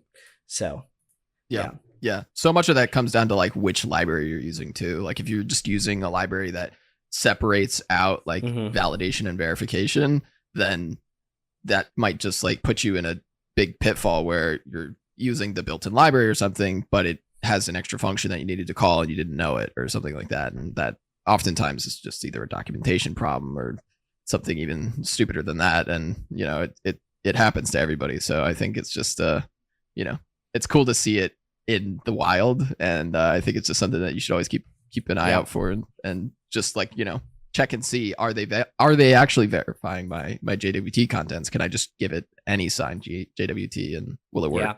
So I guess bringing it back to the blog post, I did have one more thing that I'll just try to explain from without you having to go and read the blog post, which is like I've done a couple deep dives on AES and the padding portion of it for padding Oracle attacks. So for those of you that have done that in the past and want a little bit of a refresher, the way that the PKCS7 padding works is that you've got your 16 byte blocks. And then when your data does not sum up to 16 bytes, the rest of that 16 bytes is filled by the value that is the number of remaining bytes. So if you've got 15, bytes in that block, and you need to get one more, that last byte is going to contain a byte that points to 1. And if it's 14, then it's going to have 2. 0, 0, 2, 0, 2, right? And so that's something that I had back there, in the memory database, but just doesn't come, sometimes when I need it to. So there's your little refresher on AES padding protocol for any of you that are interested in that low level of cryptography. Yeah, you probably see this a lot in CTFs too. Like if you decrypt an AES block and it's not exactly the block length, then it'll always have like trailing bytes that usually are not printable because it's from like 0x01 to 0x0f. And so oftentimes you'll be like, oh, what is that? Oh, right, I need to unpad it. And there's like some copy paste function that I always use off Stack Overflow to do that in Python. Python, man, this is just another great example because the exploit here is written in Python. Is like, you really, if you're gonna try to get to this level of, pro hacking, you need to be pretty handy with Python or some sort of scripting language so that you can just write out these POCs pretty quickly. Alrighty, next up is one of my favorite clips from all of our CTBB podcasting from this last year, a clip in which I get to talk to Alex Chapman himself about a bug that I duped him on, an Alex Chapman bug, one of the finest accomplishments in my bug bounty career. This is the Perforce RCE. Hope you guys enjoy this one. I most certainly did. This was a bug at a live hacking event earlier this year. And it was a RCE that, and this is the thing that makes me sad too, is that this is a blog post that Alex wrote up on a specific vulnerability in a specific protocol, Perforce. And I, using, to be fair to myself, using other resources and Alex's blog, I found, an RCE on this target, the shared target that we had. And then I submitted the report before Alex did. So and we split the bounty, right? Because it's a live hacking event dupe. But it was a really great example of the way that Alex thinks and what we were talking about earlier with blogging about things that you're passionate about. And a perfect example of this client server trust sort of situation that we have, because that's where the vuln was. And Alex, I don't recall whether I sent you this specific vulnerability before we started recording the podcast. Do you want to talk to the technical details of this vuln? Do you have it fresh enough in your mind, or do you want me to take a stab at it and you can kind of supplement? Yeah, I think I've actually been looking at it again recently for something else, so it is top of mind. Okay, all right. Talk us through it, man. Talk us through it. This is an interesting one. But it's again, so for those who don't know, Perforce is a version control system, so similar to Git or SVN, that's heavily used in the gaming industry because it works really well with very large files. So if you've got really large assets, 3D models, that sort of thing. And it's a very typical example of the client trust that we mentioned before. So all the Perforce client really does is connect to the server, and the server then says, run this command. And then so the server will say, okay, show me what files you've got, check the hashes of the files against the files I've got. So rather than it being client controlled, it's server controlled. And that was the first thing that kind of got my interest. I was like, well, how does it give you new files that you don't have on your system? And it turns out it just sends I think the command is literally send file or write file. Client-write file is what I have in my report right here, which is just gold. I love that. Sounds interesting. Yeah. So then seeing that, like, okay, right, how are we going to go about testing this? So what do?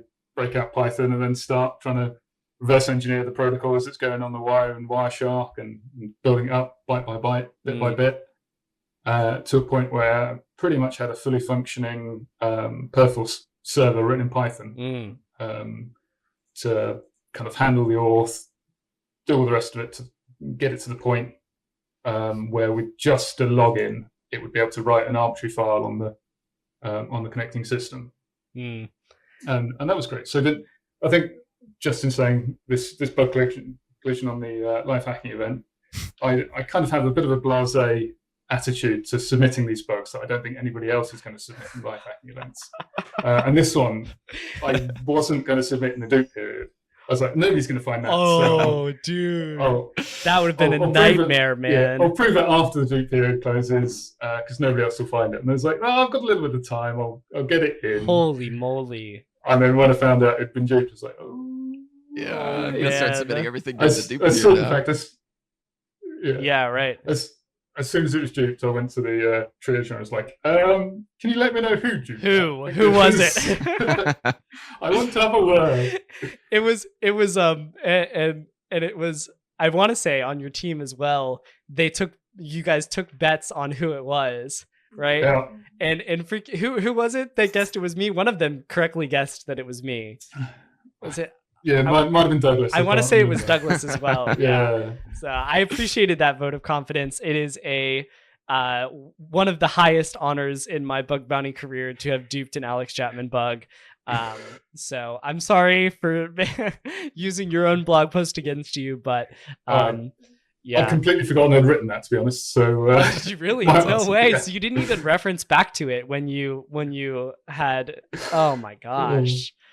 Wow, that's crazy. That's awesome. And so I just wanted to go to what you were saying. You wrote out a full Perforce server, and I'm looking at my exploit right now, and I love that experience of writing out like a binary level protocol for these sort of things.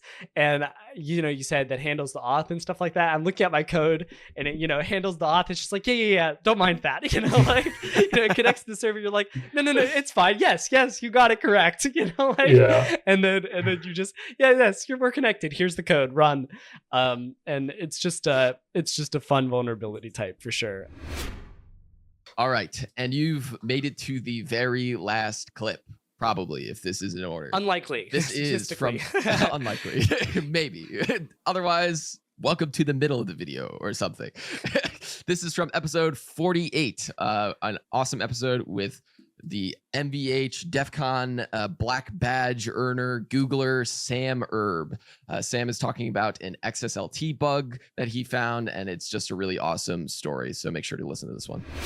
So I mentioned on the SAML podcast a while back that Sam was one of the first people that introduced me to XSLT. And so, Sam, I was wondering if you could share a little bit about that bug and just kind of talk to us about that. Yeah, so this is like one of the first live hacking events I attended. And there was this endpoint that accepted, it was XML, but it wasn't XML, it's XSLT, which is like a data transformation language. Okay, so it accepted XSLT directly. Yes, but it would accept you'd accept like your input and then the XSLT to transform it with. And so it's one of those business logic type languages that I'm probably butchering this for XSLT experts, but it's one of those business logic type languages that allow you to transform data kind of arbitrarily in a user-friendly way. Somebody who can write an Excel document can go and write this XML format. And so apparently afterwards I found out actually a lot of other folks at this live hacking event found this endpoint and just kind of did a simple XSC payload and kind of called it a day. Yep. I decided to spend a bunch of extra hours digging into this.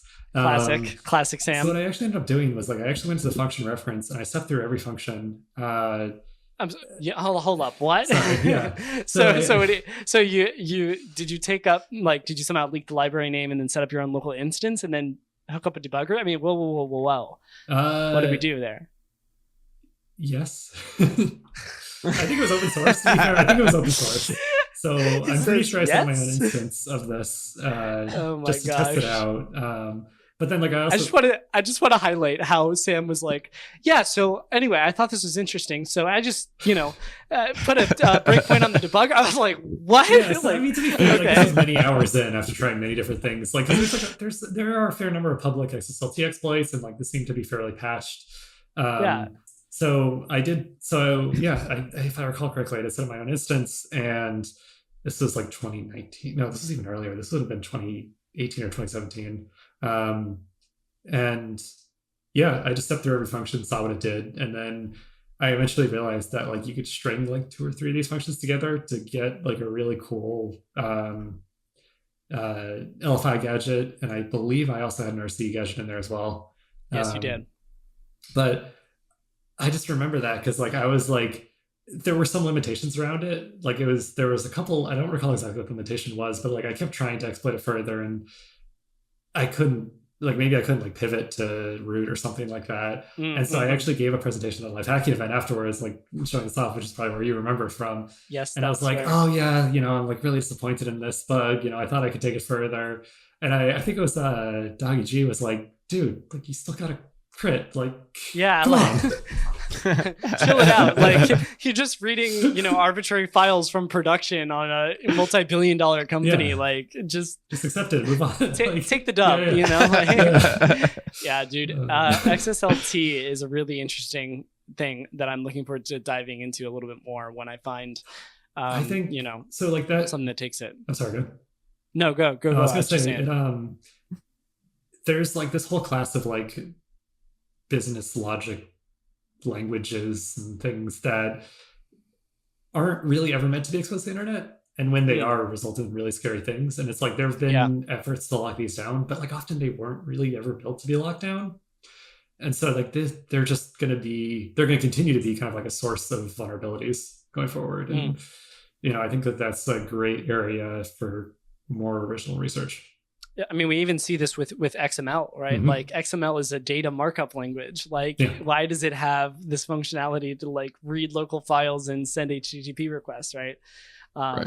So really, it is cool. Anytime you see the opportunity to do something like that, where you're actually parsing some type of code, on the server side, big money there. Mm-hmm. Alrighty, dude, that's a wrap. That was a long ass episode filled with some amazing content. It was kind of amazing, I'm not gonna lie, to go back and like review over this year and see all of the amazing things we've talked about. It was a blast. It's been such an awesome year. So I hope that all these little clips and tidbits and stuff, you'll be just playing it over and over on loop. I know I will. I have so many different notes and awesome learnings to take away from this. Yeah, man. I actually had another, as we went back through and re-listened for the clips, I have a full notebook, of stuff that I need to go back and re-research again. So yeah, it's been a great year. Thanks everyone for listening. And we're going to bring some awesome content as well in 2024. So hope you keep listening. I almost forgot. I also want to give a big shout out to those members of the Critical Thinking Discord community that helped with the selection of the clips for this awesome mega episode. That's Tharunet, Set47, XSS Doctor, Bugluck, Bebix, UG Leak, and PJ Stew. So thank you guys so much for all of your help and for going over a lot of critical thinking content with me to find the best clips for this episode.